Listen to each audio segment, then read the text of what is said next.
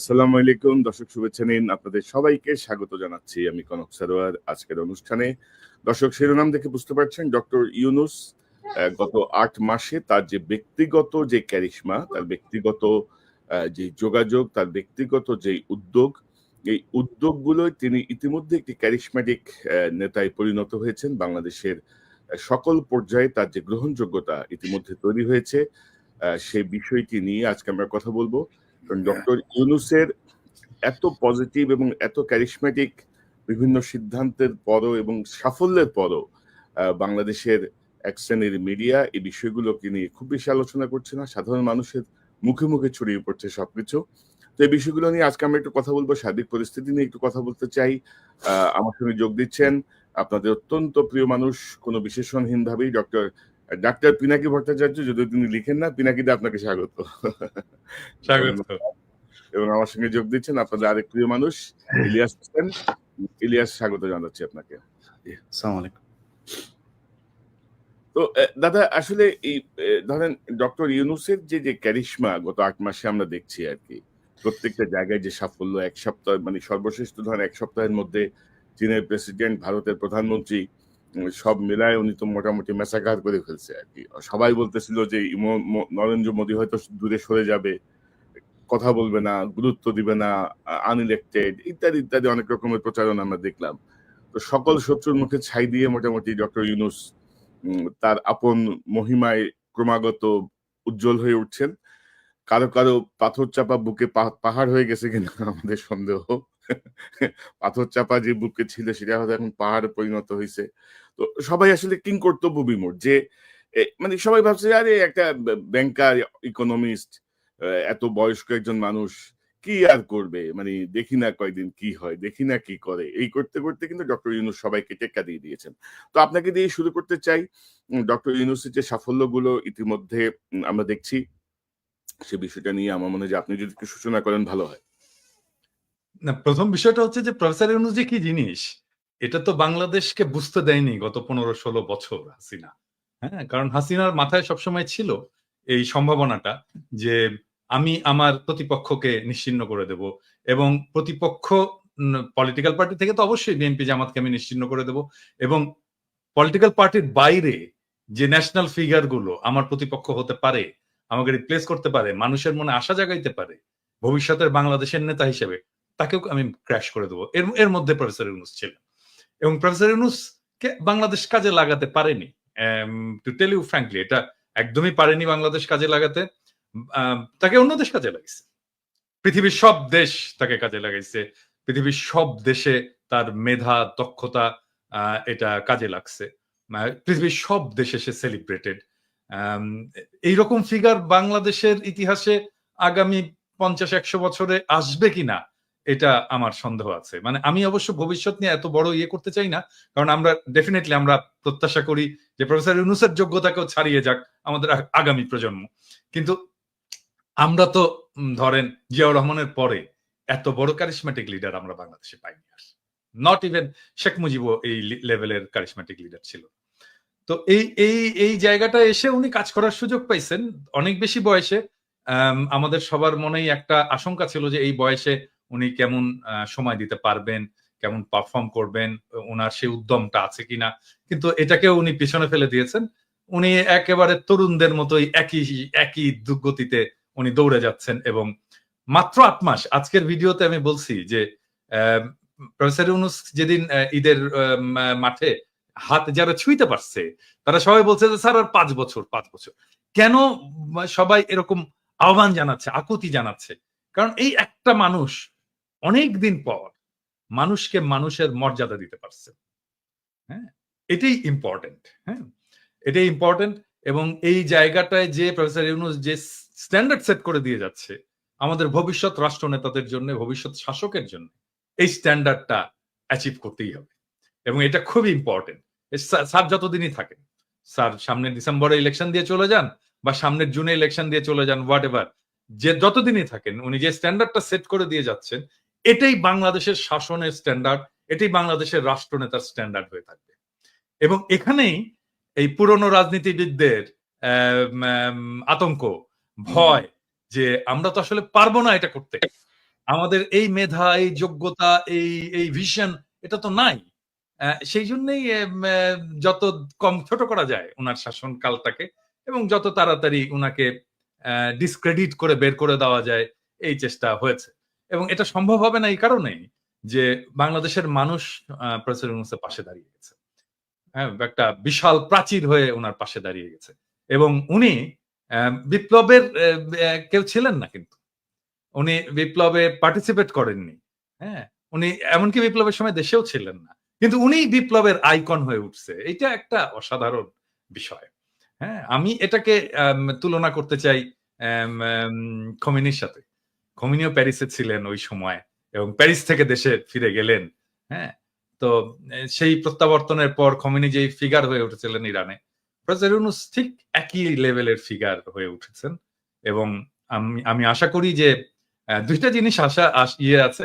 সেটা হচ্ছে যে এম ১ যেখানে আমি মনে করি যে যেখানে আনকম্প্রোমাইজিং প্রফেসর ইউনূস সেটা হচ্ছে শেখ হাসিনা এবং আওয়ামী লীগের বিচার। এবং ২ নাম্বার হচ্ছে যে ভারতের সাথে ভারতের সামনে মাথা উঁচু করে দাঁড়ানো। এবং এই জিনিসটা আমরা চাই যে এটা প্রফেসর ইউনূস যেটা করেছেন, মিটিং এ যা বলেছেন আমরা তো দেখেছি। মোদির সাথে মিটিং এ কি বলেছেন, হ্যাঁ? এবং এই জিনিসটা অব্যাহত থাকলে বাংলাদেশের মানুষ ওনাকে আর কখনোই ছাড়তে চাইবে না। জি, দাদা আমি আরো বিস্তারিতভাবে ধরেন চীন সফর, ভারতের সাথে নরেন্দ্র মোদীর সাথে যে বৈঠক বা সাম্প্রতিক সময়ে যে আমেরিকার সাথে যে ট্রেডের যেই শুল্কের যে বিষয়টা, এই বিষয়টা নিয়ে একটু আসবো আমি। তার আগে একটু ইলিয়াসের কাছে যেতে চাই। ইলিয়াস, আপনি কিভাবে দেখছেন ডক্টর ইউনূসময় সাধারণ মানুষের মন এবং সবাই চাচ্ছেন যে ডক্টর মোহাম্মদ ইউনূস আরো কন্টিনিউ করুক। আবার সকল দলের একটা চাপ হচ্ছে যে নির্বাচনটা যেন যথাসময়ে হয়। তো সব মিলিয়ে আপনার পর্যবেক্ষণ ইউনূসের, মানে ব্যক্তিগত ইউনূস, আমি কিন্তু পুরো ডক্টর ইউনূস সাহেবের মন্ত্রী পরিষদের কথা বলছি না, উপদেষ্টা পরিষদ না, শুধু ডক্টর ইউনূসের যে ক্যারিশমা আমরা সেটাকে হাইলাইট করতে চাচ্ছি। হাইলাইট মানে কি সেটা নিয়ে আমরা আলোচনা করতে চাচ্ছি, এটা অলরেডি হাইলাইটেড। আপনার কাছ থেকে শুনি। জি, বিষয় হচ্ছে যে আমরা একটা বিষয় মনে পরিষ্কার করা দরকার। ধরেন সারা দেশে এখন একটা পরিস্থিতি তৈরি হয়েছে যে ডক্টর ইউনূস আর বিএনপিকে মনে হচ্ছে মুখোমুখি দাঁড় করানো হয়েছে। এই জায়গাটা মনে হয় আমাদের পরিষ্কার করা উচিত। আমরা আলাদাভাবেও যখন কথা বলি, আমরা জানি যে এই দেশে মানে একটা আনইলেক্টেড গভর্নমেন্ট বেশিদিন থাকতে পারে না। এটা থাকা সম্ভবও না। আল্টিমেটলি একটা নির্বাচিত সরকারকেই ক্ষমতায় আসতে হবে, তাদেরকেই দেশ চালাতে হবে এবং যে কথাটা ডক্টর মোহাম্মদ ইউনূসও বলেন।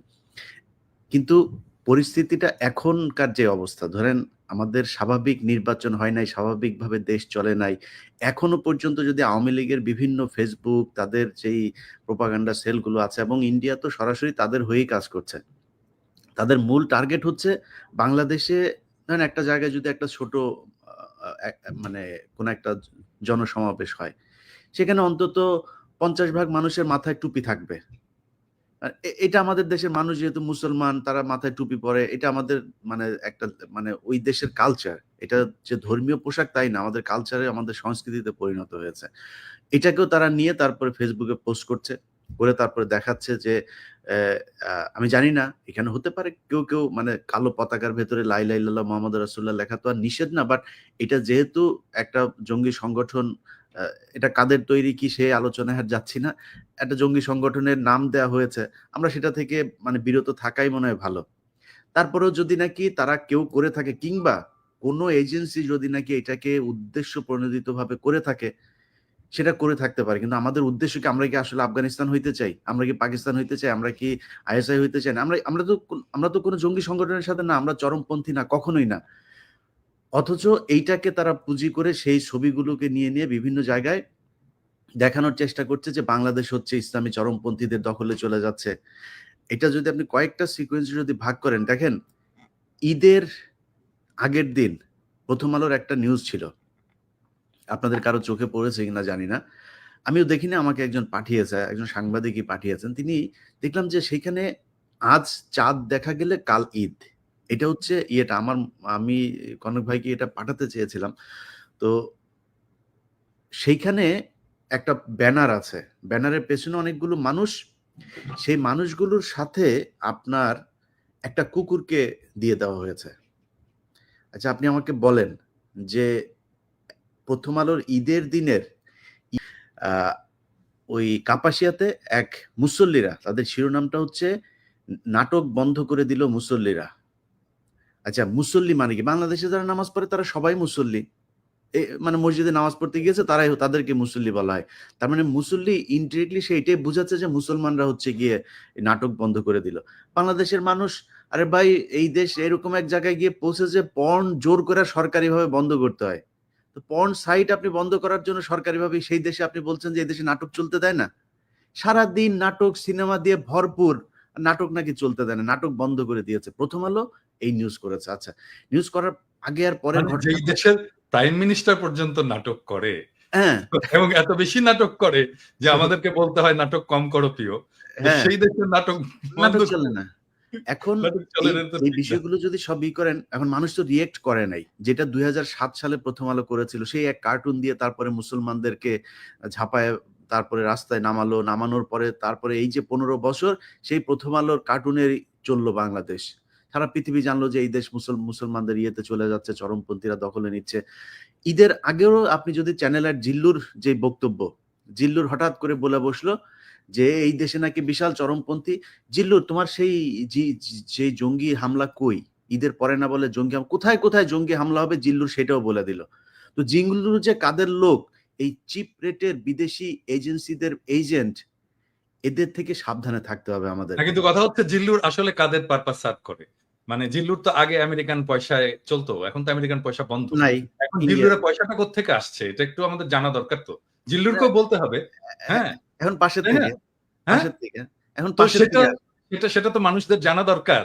হ্যাঁ, যে আসলে তো আমেরিকান ফান্ডিং বন্ধ, তো সবার বন্ধ, যারা পাইতো এনইডি ফেনিডি ইত্যাদি ইত্যাদি সবকিছু ট্রাম্প দিছে একেবারে বন্ধ করে। এখন জিল্লুরের পয়সা কোত্থেকে আসে এটা জিল্লুরকে বলতে হবে। জিল্লুরের এনজিও কি দিয়ে চলে, কার পয়সায় চলে, তাহলেই সব বোঝা যাবে কার্তিক কি কোথায় বাধা আছে। তো এই অনেক ন্যারেটিভ থেকেই দেখেন, এইখান জিল্লুরের থেকে গলার জোর কোথায় থেকে আসে ওটা আমরা জানি। এইখান থেকেই কিন্তু শুরু হয়েছে। আপনি দেখেন এক এক করে প্রথম আলো এইদিকে এইভাবে উস্কাইতে যাচ্ছে, জিল্লুর আবার ওইদিকে খাতা কলম সামনে নিয়ে 5-6টা পৃষ্ঠা নিয়ে তার কাছে বিভিন্ন দেশের এজেন্সিরা তাকে তথ্য দিয়েছে, তিনি হচ্ছে জেনেছেন বাংলাদেশে একটা এবং কিভাবে হামলা হবে। আমি আমার আগের ভিডিওতে এই কথাগুলো বলেছি যে কোর্টে হামলা হবে, আগের মতো সেই জেএমবির মতোই নাকি কোর্টে হামলা হবে। তো জেএমবির হামলা কোর্টে সারা দেশে 500 জায়গায় করেছে কারা? করেছে। তার মানে জিল্লুর রয়েদের লোক, এটা সে নিজে প্রমাণ করলো। মানে ছায়ানট, এই হামলা সব তাদের হামলা।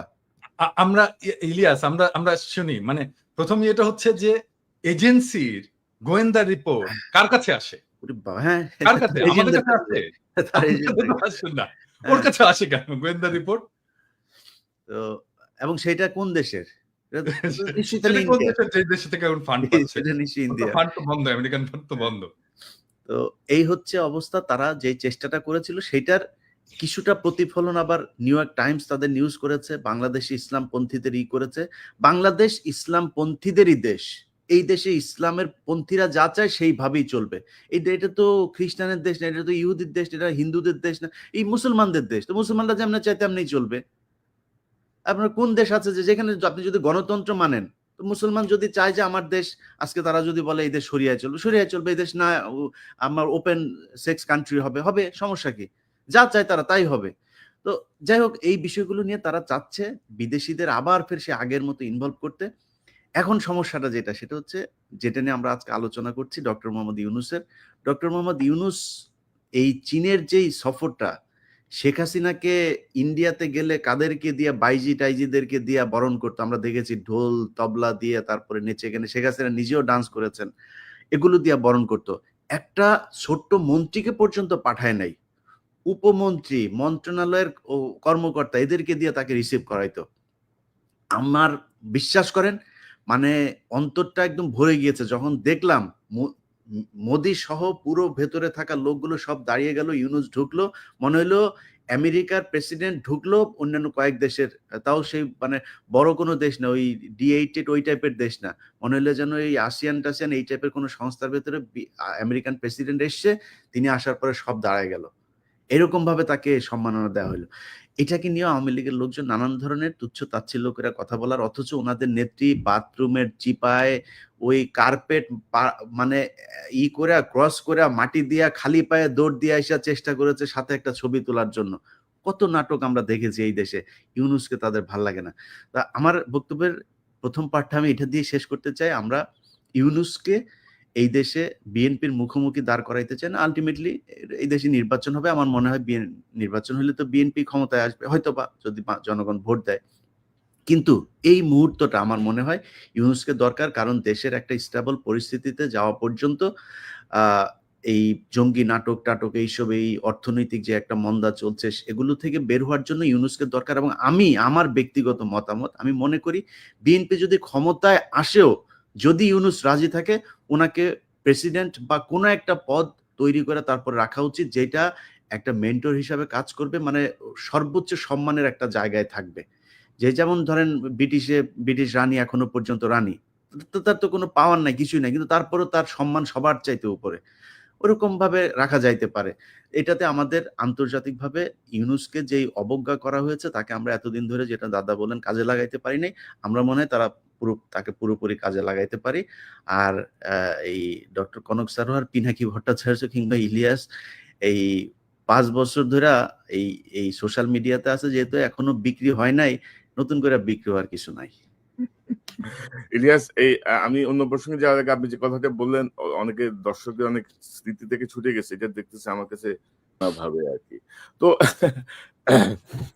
দাদা, এই যে আমি তো আপনার কাছ থেকে একটু জানি যে সাম্প্রতিক সময়ে কিন্তু এই যে মার্কিন যুক্তরাষ্ট্রের যে ট্যারিফ শুল্ক, এটা কিন্তু আমার মনে হয় যে আমি নন টেকনিক্যাল পার্সন, কিন্তু এট এ গ্ল্যান্স আমার দেখে মনে হয়েছে যে এটা সমাধান করা খুব বেশি কঠিন কিছু না। অলরেডি তারা মিটিং করেছেন এবং সিদ্ধান্ত নিয়েছেন, বেশ কিছু ইফেক্টিভ সিদ্ধান্ত আমার মনে হয়। কারণ প্রেসিডেন্ট ট্রাম্প কিন্তু যেই দেশ যত শুল্ক নিচ্ছে তার 50% তাদের উপর ইম্পোজ করে দিছে। তো আমার মনে হয় যে এটা সমাধান করা বাংলাদেশের জন্য খুব কঠিন কিছু হবে না। তো সার্বিকভাবে আপনি চীন সফর, ইন্ডিয়ার প্রাইম মিনিস্টারের সঙ্গে বৈঠক এবং এই যে ট্যারিফ, এটা নিয়ে যদি একটু সংক্ষেপে যদি আপনার বিষয়টা বলেন, দর্শকদের জন্য একটু বুঝতে সুবিধা হবে যে আপনার আমরা অনেকদিন আগে থেকেই বলে আসতেছি যে গ্লোবাল ইকোনমির সেন্টারটা শিফট হয়ে যাবে চায়নাতে, মানে আমাদের অঞ্চলে, এবং আমাদের প্রক্সিমিটির কারণে চায়নার এই গ্রোথ এবং এই গ্লোবাল ইকোনমির লিডারশিপের সুবিধা নিয়ে আমরা আমাদের অর্থনীতিকে নতুন করে গড়ে তুলতে পারি এবং আমরা চীনের সাথে সাথে আমাদের গ্রোথটাকে অ্যাডভান্স করতে পারি। সেজন্য চীনের সাথে আমাদের খুবই ভালো একটা সম্পর্ক, অর্থনৈতিক, রাজনৈতিক, বাণিজ্যিক সম্পর্ক, সামাজিক সম্পর্ক এবং পিপল টু পিপল যে সম্পর্ক, সেটাকে আমরা গড়ে তুলতে পারি। এবং সেই জন্য আমি বাংলাদেশের তরুণদেরকে আজ থেকেই বলি যে, যেমন ধরেন আমাদের আগের জেনারেশন যেটা ভুল করেছে আর কি, সেটা হচ্ছে ইংরেজি না জানা। ইংরেজি থেকে দূরে থাকার কারণে আমরা গ্লোবাল কমিউনিটির সাথে সেভাবে মিশতে পারিনি। এবং এখন যে সুযোগটা আসছে, আমাদের চাইনিজ জানতে হবে। মানে আমাদের না জানলেও চলবে চাইনিজ, কিন্তু আমাদের পরের যারা প্রজন্ম তাদেরকে চাইনিজ জানতে হবে, ম্যান্ডারিন জানতে হবে, ভালো চাইনিজ জানতে হবে, যদি আমাদের সত্যিকার অর্থেই এই ইকোনমিক গ্রোথের সাথে আমাদেরকে এক পার যেতে হয়। এটা হচ্ছে নাম্বার 1 ইস্যু। নাম্বার 2 ইস্যু হচ্ছে যে পৃথিবী আর আগের হিসাবে তো আর চলবে না। মানে ধরেন এই 70 দশকের আগের হিসাবে চলবে না। এখন গ্লোবাল ইকোনমি এবং পলিটিক্স এর সেন্টার অনেকগুলো জায়গায় হবে। আমেরিকার অর্থনৈতিক কর্তৃত্ব কমবে, কিন্তু স্টিল তার পলিটিক্যাল কর্তৃত্বটা থাকবে গ্লোবালি। আমাদের আমেরিকার সাথে একটা সম্পর্ক রাখতে হবে লং টার্মে, এবং সেটা কিভাবে রাখা যায় সেটা নিয়ে আমি একটা ভিডিও করেছি, যে কৃষিভিত্তিক যে সমস্ত রাজ্যগুলো আছে তার সাথে আমাদের বাণিজ্য বাড়ানো, এবং এটা যদি বাড়ে তাহলে আমাদের ট্যারিফ এমনিতেই কমবে। হ্যাঁ, আমি তখনও জানতাম না যে ট্যারিফ ইম্পোজ হচ্ছে। তো এটা যেদিন ট্যারিফ ইম্পোজ হলো তার 2 দিন আগে বোধহয় আমি করেছিলাম।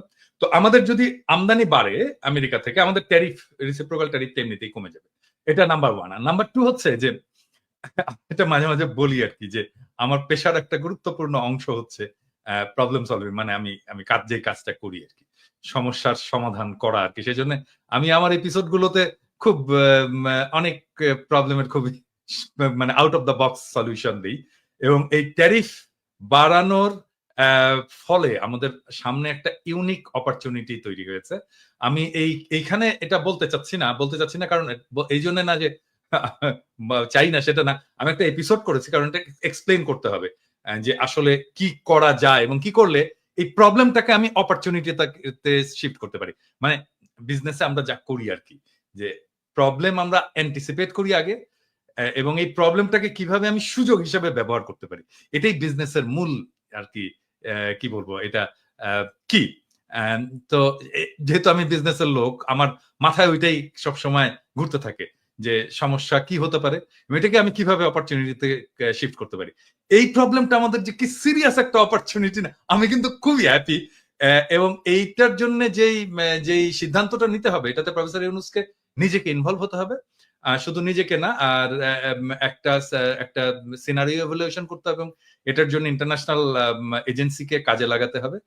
যেমন ধরা যাক বিসিজি বা পিডাব্লিউসি, এদেরকে ইনভলভ করতে হবে। করে আমরা যদি মোটামুটি 1-1.5 মাসের মধ্যে আমরা যদি সমস্ত অ্যানালাইসিস কমপ্লিট করে একটা ফার্ম ডিসাইসিভ ডিসিশন নিতে পারি, তাহলে বাংলাদেশের চেহারা পাল্টে যাবে, জাস্ট যদি এই ট্যারিফটা এরকম থাকে। হ্যাঁ, তো এটা কালকে আসবে সম্ভবত এপিসোডটা। এবং আমি বাংলাদেশের মানুষদেরকে বলবো আর কি, জনগণকে বলবো যে দেখেন, পৃথিবীতে কোনো সমস্যা না। হ্যাঁ, যদি আমরা সিচুয়েশনটাকে খুব ভালোভাবে ইন্টেলেকচুয়ালি অ্যানালাইসিস করতে পারি এবং তার ভিত্তিতে আমি একটা অ্যাকশন নিতে পারি। এবং বাংলাদেশে এত ব্রাইট ছেলেরা আছে না ইয়াং জেনারেশনে, যে এদের সামনে কোনো সমস্যা হয়ে থাকবে না। হ্যাঁ, আমরা তো বুড়া হয়ে গেছি, ধরেন আমাদের চিন্তা হয়তো একটু পুরনো হবে, কিন্তু আমরা যদি একটু ধরে দিতে পারি যে কোন রাস্তায় যেতে হবে, হ্যাঁ, তাহলে দেখবেন যে আরো ইনোভেটিভ সলিউশন বের করে ফেলে দিতে পারবে আমাদের তবে দাদা আমি দাদা মনে করি যে ধরেন আমরা ধরেন ইন্ডিয়া থেকে যে চাল, গম বা এই জাতীয় খাদ্যশস্য আমরা যে আমদানি করি, এগুলো ইন্ডিয়া থেকে বন্ধ করে আমাদের আমেরিকা কেন্দ্রিক হওয়া উচিত। তাহলে কোয়ালিটিও বাড়বে। মানে আমাদের মানে ইন্ডিয়ান ডিপেন্ডেন্সি থেকে বের হয়ে আসাটা খুব জরুরি আমাদের জন্য। এবং গত এই 54 বছরে ইন্ডিয়ার যেই আধিপত্য আমরা বাংলাদেশিদের উপর দেখছি আর কি, সকল ক্ষেত্রে, তো আমার মনে হচ্ছে তার একটা জবাব দেওয়া উচিত। ইতিমধ্যে চিকিৎসা বন্ধ হয়ে কিন্তু অনেক মানে বাসের কাউন্টার এখন কাপড়ের দোকান হয়ে গেছে, অনেক কাপড়ের দোকান বন্ধ হয়ে যাচ্ছে, অনেক খারাপ অবস্থা।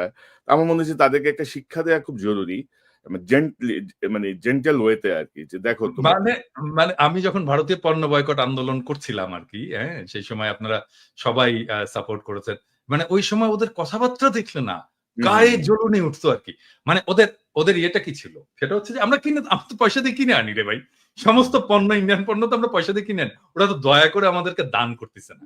ওদের বিষয়টা হচ্ছে কি, ওদের চাওয়াটা কি, আমাদের শুধু কিনলে চলবে না, আমাদের কিনতে হবে এবং তারপর কৃতজ্ঞ থাকতে হবে, দাদা আমাদেরকে দিয়েছেন, আপনারা না দিলে তো আমরা মরে যেতাম দাদা। এইটুকু শোনে না, সেই জন্য ওদের গায়ে জ্বলুনি দেবে। এবং আমার এমন মেজাজ খারাপ দাদা হতো, ওইদিন ওদের দেশের একটা চ্যানেলেই আপনার করতেছে, ওই যে ওই পাগলার চ্যানেল, ওই যে মলম বিক্রেতার চ্যানেলে, হ্যাঁ, ওরা উস্কাইতেছে যে কি হয়েছে, যে বাংলাদেশিরা এই যে আসে না, তো সমস্যা কি হয়েছে, আমাদের তো ওদেরকে আমাদের বন্ধ করতে হবে বাংলাদেশে আসা, ওরা এই দেশে এসে চিকিৎসা নিয়ে যায়, এই সেই। পাশের থেকে আরেকটা আবার দৌড়ে আসছে, বুঝছেন, খাওয়া হাগা সব বন্ধ করে দেবেন নাকি আমাদের? আসতে বলছেন ওদের যে অবস্থা খারাপ। আমরা দাদা যদি খালি চীন, পাকিস্তান, এদিকে দুই দেশের সাথে যদি পাকিস্তানের চিকিৎসা ব্যবস্থাও অনেক ভালো, এবং চীন যেটা আমি যে এটা দেখলাম, এখানে আপনার ওদের একটা হসপিটালের একটা ফ্লোর ওরা বাংলাদেশের জন্য ছেড়ে দিতে চাইছে, এবং চীনের মানুষের যেই চিকিৎসার যে খরচ, তার চাইতে তারা কম নিবে। তারপর চিটাগাং এর সাথে একটা বোধহয় স্পেশাল ওরা একটা রুটও করতেছে ফ্লাইটের জন্য, যেহেতু আমাদের মানে স্থল পথে যাওয়ার সুযোগ নাই, এবং সেটা খুব চিপ রেটে করার জন্য এই মুহূর্তে বাংলাদেশের সাথে চীনের যে বিমানের টিকিট ভাড়া বোধহয় একটু বেশি, এটা চিপ করার জন্য ওরা একটা কাজ করতেছে, অনেকগুলো কাজ করে আসে, এবং স্টুডেন্টদেরকে ওইখানে পাঠানোর জন্য আরো বেশি আমি মনে করি টেকনোলজিতে করার জন্য ওদের যেই এখানে হারবার্ড যা আছে, এমআই এদের চাইতো আমার মনে হয় অনেক বেশি আপনার কি বলে, চীনের ওদের ইউনিভার্সিটির মান কোনো অংশে কমা না, তো সেখানে পাঠানো যাইতে পারে। মানে ইলিয়াস, ধরেন যে মানে ইন্ডিয়ান দাসত্বের চেয়ে আমি মনে করি যে চীনের সাথে বন্ধুত্ব বা আমেরিকার সাথে বন্ধুত্ব অনেক বেশি গুরুত্বপূর্ণ হবে বাংলাদেশের জন্য। এবং আমরা যে চিকিৎসার জায়গাটা, যেহেতু তারা জোর করে আমাদের চিকিৎসার যে অধিকার, এটা তো বিশ্বব্যাপী মানবাধিকারের অন্যতম একটা অংশ বিষয়, তাই না? সেটি যেহেতু তারা বন্ধ করেছে, গারল একটা অ্যাটিটিউড করে, একটা স্বৈরাচারী শাসককে রক্ষা করার নামে, মানে বিশ্বের সর্ববৃহৎ গণতন্ত্রের দাবিদার একটা দেশ, তো আমার মনে হয় যে আমাদের ওই চিকিৎসার জায়গাটায় আমরা চীনের দিকেই থাকি, পাকিস্তানের দিকে যাই প্রয়োজনে, আর আমাদের দেশে তামিম ইকবালের চিকিৎসার পরে আসলে চিকিৎসকদের প্রতি অন্যরকম একটা আস্থা বেড়ে গেছে। না কনক, মানে আমাদের তো কিছু চিকিৎসার প্রবলেম আছে, এটা আমাদেরকে স্বীকার করতে হবে। বিং এ ডক্টর, এটা আমি সবসময় আত্মসমালোচনা হিসেবেই দেখি। হ্যাঁ, কিন্তু বাংলাদেশের চিকিৎসা ব্যবস্থাকে ঢেলে সাজাতে বড় জোর খুব বেশি হলে, মানে বাংলাদেশের থেকে যাবে না তো কোথাও, বরং বাংলাদেশে আসবে চিকিৎসা করতে। এটা করতে হলে বড় জোর 10 বছর সময় লাগবে। মানে ধরেন আমি যদি দেশে যাই 10 বছর যদি কাজ করতে, সরকারে থাকতে হবে না, সরকারে থাকার দরকার নেই, সরকারের বাইরে থেকে যদি আমি 10 বছর কাজ করতে পারি না, বাংলাদেশের হেলথ সিস্টেম একদম পুরো পাল্টায় দেওয়া সম্ভব। হ্যাঁ, এবং বাংলাদেশে মানুষজন বাইরে থেকে চিকিৎসা করতে আসবে। সমস্যাটা কোথায় হয় আসলে, মানে আমি বলি, মানে বিং এ ডক্টর, আমি আসলে এই জায়গাটা ডাক্তারদেরকেও আমি বলবো এটাকে ইয়ে করার জন্য, এটাকে হৃদয়ের সাথে উপলব্ধি করার জন্য। হ্যাঁ, একজন মানুষ যখন চিকিৎসকের কাছে আসে, সে ভয়ানক অসহায় হয়ে আসে।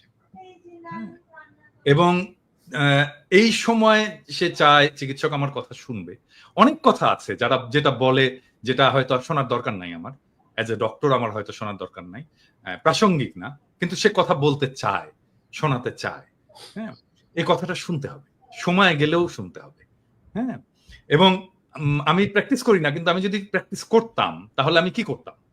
আমি পেশেন্টের সব কথা বলা শেষ হয়ে গেলেও আমি বলতাম, আর কোনো সমস্যা আছে? আর কিছু বলবেন? আর কিছু? হ্যাঁ, এইরকম করে আমি শুনে নিতাম একদম শেষ পর্যায় পর্যন্ত। এবং পেশেন্টের কথা যদি শোনা যেত সমস্ত, তাহলেই দেখতেন যে আমাদের রোগীরা স্যাটিসফাইড হয়ে যেত। এটা একটা বিষয়। আর 2 নাম্বার হচ্ছে যে আমাদের হেলথের মধ্যে কিছু মাফিয়া ঢুকেছে। হ্যাঁ, মাফিয়া এটা সব ব্যাপারে, যেমন হসপিটাল মাফিয়া হয়েছে, তারপরে ফার্মাসিউটিক্যালস এ মাফিয়া হয়েছে, হেলথ ইকুইপমেন্টস এ মাফিয়া হয়েছে। আমি একটা এক্সাম্পল দিই আপনাদেরকে। ধরেন বাংলাদেশে আপনি একটা পেসমেকার বসাবেন আপনার বুকে। আপনি পেসমেকার বাংলাদেশে তো হয় না, এটা কিনে আনতে হয়, বাইরে থেকে ইম্পোর্ট করতে হয়। তো আপনার বুকে যে পেসমেকারটা বসানো হবে, আপনি ধরে নিতে পারেন যে 90% ক্ষেত্রে ওই পেসমেকারটার যা দাম, আমি এখন জানি না কত দাম, ধরেন এটার দাম ধরেন 3 থেকে 4 লক্ষ টাকা। এই 4 লক্ষ টাকা যদি দাম হয়, তাহলে ডাক্তার সাহেব ওইখান থেকে 70 থেকে 80 হাজার টাকা কমিশন পাবে। হ্যাঁ, আমার সাথে চ্যালেঞ্জ করতে এসেন না ডাক্তার সাহেবেরা এবং ডিভাইস কোম্পানিরা, চ্যালেঞ্জ করতে এসেন না, আমি একেবারে খাইয়া দিব কিন্তু। হ্যাঁ, তো তাহলে এই যে 70,000 টাকা গেল, এই টাকাটা তো পেশেন্টের পকেট থেকে গেল। এবং এটা তো ডাক্তারের দরকার ছিল না, কারণ ডাক্তার তো ডিভাইসের মালিক না, ডিভাইসের মালিক তো ডিভাইস কোম্পানি, ডিভাইসের একটা দাম আছে, তৈরি হয়েছে, এবং এই দামটা আমি পেশেন্টের পকেট থেকে বের করে আমি ডাক্তারকে দিয়ে দিলাম। এবং এই জন্যই বাংলাদেশের চিকিৎসা খরচটা স্কাই রকেট হয়ে গেছে। হ্যাঁ, শুধু তাই না, মানে হসপিটালে যদি আইসিইউ এ, ইন্টেনসিভ কেয়ার ইউনিটে কোনো পেশেন্টকে কোনো ডাক্তার রেফার করে, সেই ডাক্তার ওই বেডের একটা ভাড়ার অংশ পায়। হ্যাঁ, সেই জন্য ইন্টেনসিভ কেয়ার ইউনিটে যখন পেশেন্ট থাকে, বিশাল একটা বিলের বোঝা তার কাঁধে চাপে। সো এই যে হেলথ মাফিয়া যেভাবে ধরেছে বাংলাদেশের হেলথ সেক্টরকে, এইটা থেকে মুক্ত করার জন্য একটা খুব স্ট্রং অ্যাক্টিভিজম দরকার, স্ট্রং পার্সোনালিটি দরকার, যাকে আসলে খাইয়া দিতে পারবে না এই মাফিয়া ইন্ডাস্ট্রি। হ্যাঁ, দেশে আমি ফিরে গেলে আর কি, হ্যাঁ, মানে আমার সামনে এসে হয়তো মাস্তানি করতে পারবে না আর কি, আই বিলিভ যে এই মাফিয়া গ্রুপ। এবং এটাকে বন্ধ করতে না পারলে আপনি এই হেলথে রিফর্ম করতে পারবেন। মাফিয়াদেরকে বন্ধ করতে হবে, মাফিয়াদেরকে খাইয়া দিতে হবে, মাফিয়াদেরকে খাইয়া দেওয়ার মতো ক্ষমতা বান কাউকে এটাকে ড্রাইভ করতে হবে। হ্যাঁ, সেটা যেই করুক, হ্যাঁ, সেটা আমি তাকে সাপোর্ট দেই, বা আমরা সবাই মিলে তাকে সাপোর্ট দেই, বা সে নিজেই এটাকে ড্রাইভ করবে। দাদা, আরেকটা বিষয় আমি জাস্ট আপনার সঙ্গে যোগ করি। ধরেন মেডিকেল রিপ্রেজেন্টেটিভ, মানে যে পরিমাণ ঘুষ দেয় ডাক্তারদেরকে, গাড়ি বাড়ি থেকে শুরু করে মানে চেম্বার সাজায় দেওয়া পর্যন্ত, এবং ভালো ওষুধ কিন্তু বাংলাদেশে তৈরি হয়, খুবই ভালো মানের ওষুধ, আন্তর্জাতিক মানের ওষুধ কিন্তু বাংলাদেশ ম্যানুফ্যাকচার করে। কিন্তু এমাজা যে ডাক্তারকে ঘুষ দিয়ে মানে তার কোম্পানির ওষুধ লিখতে বাধ্য করে, মানে এই যে অনৈতিক যে কাজগুলো, আমার তো মনে হয় যে খুব রিসেন্ট যদি ধরেন এই কমিশন বাণিজ্য আর এমআরদের এই অ্যাক্টিভিটি বন্ধ করা যায়, চিকিৎসা ব্যবস্থায় ধরেন 50% একটা ডেভেলপমেন্ট আমরা দেখতে পাবো। এটা হচ্ছে কি, এটা সামগ্রিক মেধাহীনতার বিষয়। মানে আমিও তো এখানে ফার্মাসিউটিক্যাল কোম্পানিতে কাজ করি, তাই না? মানে আমরা আমাদেরকেও ডাক্তারদের কাছে যেতে হয়, আমাদেরও রিপ্রেজেন্টেটিভরা ডাক্তারদের কাছে যায়। এবং এখানে যে ধরনের রুলস এবং রেগুলেশন আছে, মানে অনেক ডাক্তার ধরেন আমার সাথে মিট করলেন, হ্যাঁ, কথা বলবেন, বা বললেন যে তোমার সাথে এই টাইমে আমি মিট করি। আমাকে অফিস থেকে রেঞ্জ দেওয়া আছে, আমি ঠিক কত টাকা খরচা করতে পারবো ওনাকে চা কফি খাওয়ানোর জন্য, হ্যাঁ, বা আমি ওনাকে কি গিফট দিতে পারবো, এটা টাকায় অঙ্কে ইয়ে করা আছে, এবং আমাকে এটা এসে ডিক্লেয়ার করতে হয় যে আমি এটা দিয়েছি ওনাকে, আমি ওনাকে এই রেস্টুরেন্টে খাইয়েছি, এই যে এত বিল, এবং এটার দাম জানেন, আমি ইয়ে বলি, দুজনকেই বলি আর কি, মানে এটা লাঞ্চ যদি করাতে হয় তাহলে এটা 18 ইউরোর বেশি না। 18 ইউরোতে লাঞ্চ হয় কোনো ইউরোপে? হয় না তো, ভালো লাঞ্চ তো হয় না, তাই না? মানে আদতে আসলে আমরা কিছু করতে পারি না। আমরা এই দেশের ডাক্তারদেরকে গিফট, স্যাম্পল, এইটা সেটা এগুলো আমরা দিতেই পারি না। আমাদেরকে করতে হয়, আমাদের ইন্টেলেকচুয়াল কাজ করতে হয়, আমাদের রিসার্চ করতে হয়, রিসার্চের ডেটা দেখাইতে হয়, এটা দেখায় কনভিন্স করতে হয়, হ্যাঁ, অন্য কিছু করার এখানে সুযোগ নাই। ওই সিস্টেমটা বাংলাদেশে ইমপ্লিমেন্ট করা সম্ভব, এবং যেহেতু এটা করতে পারছে না বাংলাদেশে ফার্মাসিউটিক্যাল কোম্পানিগুলো, সেই জন্যে তারা ডাক্তারকে যে টাকা দেয়, মাসোহারা দেয়, মানে মাসে মাসে খাম দেয়, হ্যাঁ। এরকম এটা কিরকম জানেন, মানে এটা বলি না, এটা যারা শুরু করেছে, যারা এটা ইয়ে করেছে, এইরকম একটা কোম্পানির একজন সেলস ম্যানেজার আমার কোম্পানিতে চাকরি শুরু করলো আর কি, হ্যাঁ। তো আমি তাকে জিজ্ঞেস করলাম যে এই যে আপনারা যে টাকা পয়সা দিতেন এটা কিভাবে, তো খুব লজ্জা পাচ্ছে যে স্যার এইটা আর বললেন না স্যার, এটা যে কিভাবে করতাম, অনেক পায়াস ডাক্তার ছিলেন, টাকাটা নিতে চাইতেন না। তখন আমরা একটা টেকনিক করতাম। কি টেকনিকটা হচ্ছে, আমি যে বলতাম, ডাক্তার সাহেব এটা তো আপনার কাছে আসতোই, হ্যাঁ, ডায়াগনস্টিকেরও কিন্তু একই জিনিস, ডায়াগনস্টিক যে টেস্ট হয় সেটারও একই জিনিস। ডাক্তার সাহেব এটা তো আপনার কাছে আসতোই, হ্যাঁ, এটা আমার কাছে এসছে, থাকবে, হ্যাঁ, এটা কাজ করি ডাক্তার সাহেব, আপনি একটা এতিমখানায় দিয়ে দেন, আপনার হয়ে আমরা দিয়ে আসবো, হ্যাঁ। তো এরকম 3-4 মাস চলতো আর কি। ডাক্তার সাহেব এতিমখানায় দিয়েছে এই যে রশিদ, ডাক্তার সাহেব এতিমখানায় দিয়েছে এই যে রশিদ, ডাক্তার সাহেব এতিমখানায় দিয়েছে এই যে রশিদ, ওনারা খুব খুশি। চতুর্থ মাসে এসে বলতো, ডাক্তার সাহেব আপনি দিয়ে দিন, এই যে রাখেন। বুঝতে পারছেন, মানে এই যে শিফট, এই যে আস্তে আস্তে আস্তে আস্তে আস্তে আস্তে তাকে সেন্সিটাইজ করে, শিফট করে, তাকে করাপ্ট করে ফেলা, এই করাপ্ট প্র্যাকটিসের মধ্যে ঢুকিয়ে ফেলা, এটা করেছে বাংলাদেশের ইন্ডাস্ট্রি, এই হেলথ ইন্ডাস্ট্রি এবং আপনি তো দাদা ওইটা তো জানেন না, এখন চিকিৎসকদের প্রেসক্রিপশন ছাপায় দেয় এমআর মানে ওষুধ কোম্পানিগুলা, এবং যেটা নিচে এরকম একটা কার্বন পেপার থাকে, কি প্রেসক্রিপশন লেখা হচ্ছে ওইটা শেষ হওয়ার পরে জমা দিতে হয়। মানে এইটা তো মাইর ছাড়া উপায় নাই, অবস্থাটা ছাড়া উপায় নাই, ধরে ওই কোম্পানিকে, ধরে কোম্পানির মালিককে একদম সপাং করে মাইর দেওয়া উচিত, গুলিস্তানে কামানের উপরে দাঁড় করায়। যে কোম্পানি এটা করেছে সেই কোম্পানির মালিককে অথবা মার্কেটিং ম্যানেজারকে। এখন এই প্রসঙ্গে আপনারা বলতে পারেন যে দাদা আপনি তো বাংলাদেশে ফার্মাসিউটিক্যাল কোম্পানিতে কাজ করেছেন, ইন্ডাস্ট্রিতে কাজ করেছেন, এই ধরনের কাজ কি আপনি করেছেন? মানে এইরকম কাজ আর কি না, আমি করিনি। আমার কোম্পানিতে কাজ করেছে এরকম অনেক লোক আছে এখন, হ্যাঁ, মানে অ্যাটলিস্ট আপনি বাংলাদেশের ইন্ডাস্ট্রিতে খোঁজ করলে আমার D16 কাজ করেছে, আমি ধরেন লাস্ট তো কাজ করেছি D16 2010 থেকে 18 পর্যন্ত, 8 বছর D16 কাজ করেছে। সেই সময় ধরেন এখন আপনি প্রায় 300 লোক পাবেন যারা D16 কাজ করে এসছে, যে কারোর সাথে কথা বলতে পারেন, এনিওয়ান। নরমালি তো যে প্রেসক্রিপশন নিয়ে ডাক্তারের চেম্বার থেকে বের হলে ওষুধ কোম্পানির লোকজন দেখতে চাইতো যে প্রেসক্রিপশনটা একটু দেখি ডাক্তার সাহেব কি ওষুধ লিখছে। পরে তারা ডাক্তারকে আর ট্রাস্ট করলো না, মানে এত ঝামেলায় গেল না, তার প্রেসক্রিপশনের বই ছাপাই দিছে, যা লিখবেন কপি থাকবে, আমরা জাজ করবো যে আপনি। এটা রোগীদেরকে বলতে চাই, প্রেসক্রিপশন হচ্ছে অত্যন্ত প্রাইভেট একটা বিষয়, প্রপার্টি, হ্যাঁ, অত্যন্ত প্রাইভেট রেকর্ড, এবং এইটার ছবি তোলা, অন্য কাউকে দেখতে চাওয়া, এক্সেপ্ট ফার্মাসিস্ট, এটা আইনত নিষিদ্ধ, হ্যাঁ। এবং এই আইনটাকে এনফোর্স করতে হবে, এটা বাংলাদেশ সরকারকেই করতে হবে, স্বাস্থ্য মন্ত্রণালয়কেই করতে হবে এটা, এবং এই মাফিয়াদেরকে যদি এখনই চেক না করা যায় তাহলে এটা পরে এত বড় মাফিয়া হয়ে যাবে যে কেউ এটা সামনে আর দাঁড়াতে পারবে না। এবং আমি এই প্রসঙ্গটা আসতে ভালো হয়েছে আপনি যদি বলেন যে এই যে কমিশন আপনার এমআর এর বাইরে হচ্ছে প্রাইভেসি, মানে আপনি দেখেন যে আমাদের যে সাবেক উপদেষ্টা নাহিদ ইসলাম সিলেটে একটা হসপিটালে পায়ে ব্যথা পেয়ে চিকিৎসা নিল, আমি মানে একটু পরেই দেখলাম যে হসপিটাল কর্তৃপক্ষ তার এই যে প্রেসক্রিপশন থেকে শুরু করে এক্সরে রিপোর্ট পর্যন্ত সব পাবলিক করে দিছে। তো আজকে যদি আপনি একটা চিকিৎসা নিতে যান, আপনি নিশ্চিত থাকেন বাংলাদেশে চিকিৎসা করবেন, ০.৫ ঘন্টার মধ্যে আমি আপনার পুরা রিপোর্ট বাইর করে ফেলতে পারবো। যে আপনার ব্লাড রিপোর্টে কি আছে, এক্স-রেতে কি আছে, ডাক্তার কি অ্যাডভাইস করছে, সব। ভালো, ওই খুবই যে ভালো। ডাক্তার ইন্টারভিউ দিয়ে বলবে যে তামিম ইকবালের মতো যে উনি তো সিগারেট খায়, উনি তো মদ খায়, উনি তো এই করে। সব বলে দিবে কিন্তু। মানে এটা এক ধরনের মানে এই এথিক্যাল এই জায়গাগুলি কিন্তু এথিক্স এর মধ্যে আছে না দাদা? এটাতে হ্যাঁ, হ্যাঁ, ডাক্তারদের হ্যাঁ, এগুলো তো পড়ানো হয় তো। পড়ানো হয়। এখন পড়ানো হয় জি, মানে আমরা পড়ে এসেছি। এখন পড়ানো হয় কিনা আমি জানি না। কিন্তু আমরা পড়ে এসেছি। হ্যাঁ? অ্যাম আমরা পড়ে এসেছি এবং আমাদেরকে ওথ নিতে হয়। একটা শপথ নিতে হয়। হ্যাঁ? এবং সেই শপথের মধ্যে এই রোগীর প্রাইভেসির বিষয়টা আছে। এটা আমরা বলতে পারি না। এটা কোন ডাক্তার বলতে পারে না। এবং আমি আসলে অবাক হইছি যে একটা অপারেশন টেবিলে নাহিদ বসে আছে এবং ছবি তোলা হচ্ছে। নাহিদেরও উচিত হয়নি ছবি তুলতে দেওয়াটা। No way. হ্যাঁ? এটা তবে তো যে শো। তামিম ইকবাল আইসিইউতে ডাক্তাররা তার ছবি তুলতেছে, ভিডিও করতেছে। ডাক্তার বা হসপিটালের লোকজন, আমি জানি না এক্সাক্টলি ডাক্তার কিনা। কিন্তু এগুলো তো অন্যায়। এগুলো তো রোগীর প্রাইভেসি লঙ্ঘন এবং কারণ অবশ্যই। ভবিষ্যতে তামিম ইকবাল বা একটু পরিচিত রাজনীতিবিদ বা অন্য কেউ এই বাংলাদেশে চিকিৎসা না করার আরেকটা অন্যতম কারণ হচ্ছে তার প্রাইভেসি থাকবে না। তার অনেক ধরনের সমস্যা থাকতে পারে। সেই সমস্যা গোপন থাকবে না।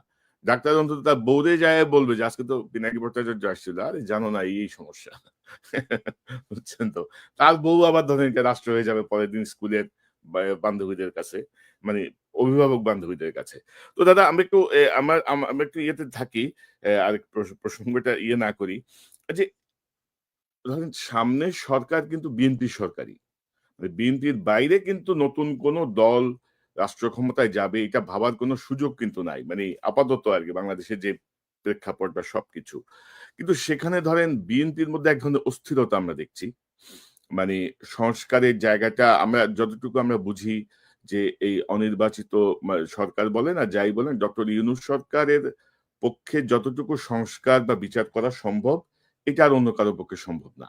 মানে পলিটিক্যাল গভর্নমেন্ট আসলে এটা আসলেই সম্ভব না কোনোভাবেই। নানা রকমের চাপে, নানা রকমের কিছুতে আর পলিটিক্যাল নেতারা তো সব একে অপরের ভাইরা ভাই। তাই না? তো অনেক ভাইরা ভাইয়ের রিকোয়েস্টে অনেক কিছু ওলটপালট হবে। তো মানে আমরা কি মানে জনগণ চাচ্ছে একটা দীর্ঘ সময় থাকুক ডক্টর ইউনূস। বিএনপি চাচ্ছে ডিসেম্বরের মধ্যে নির্বাচন হোক। এক হুজুর দেখলাম ওয়াজের মধ্যে বলতেছে ইউনূস সাহেব যতদিন বেঁচে থাকেন ততদিন যেন নির্বাচন না হয়। তো আবার ইউনূস সাহেবের প্রেস সেক্রেটারি আবার বলেছেন যে না ডিসেম্বরেই নির্বাচন হবে। অর্থাৎ এক ধরনের একটা জটিল পরিস্থিতি তৈরি করা হচ্ছে।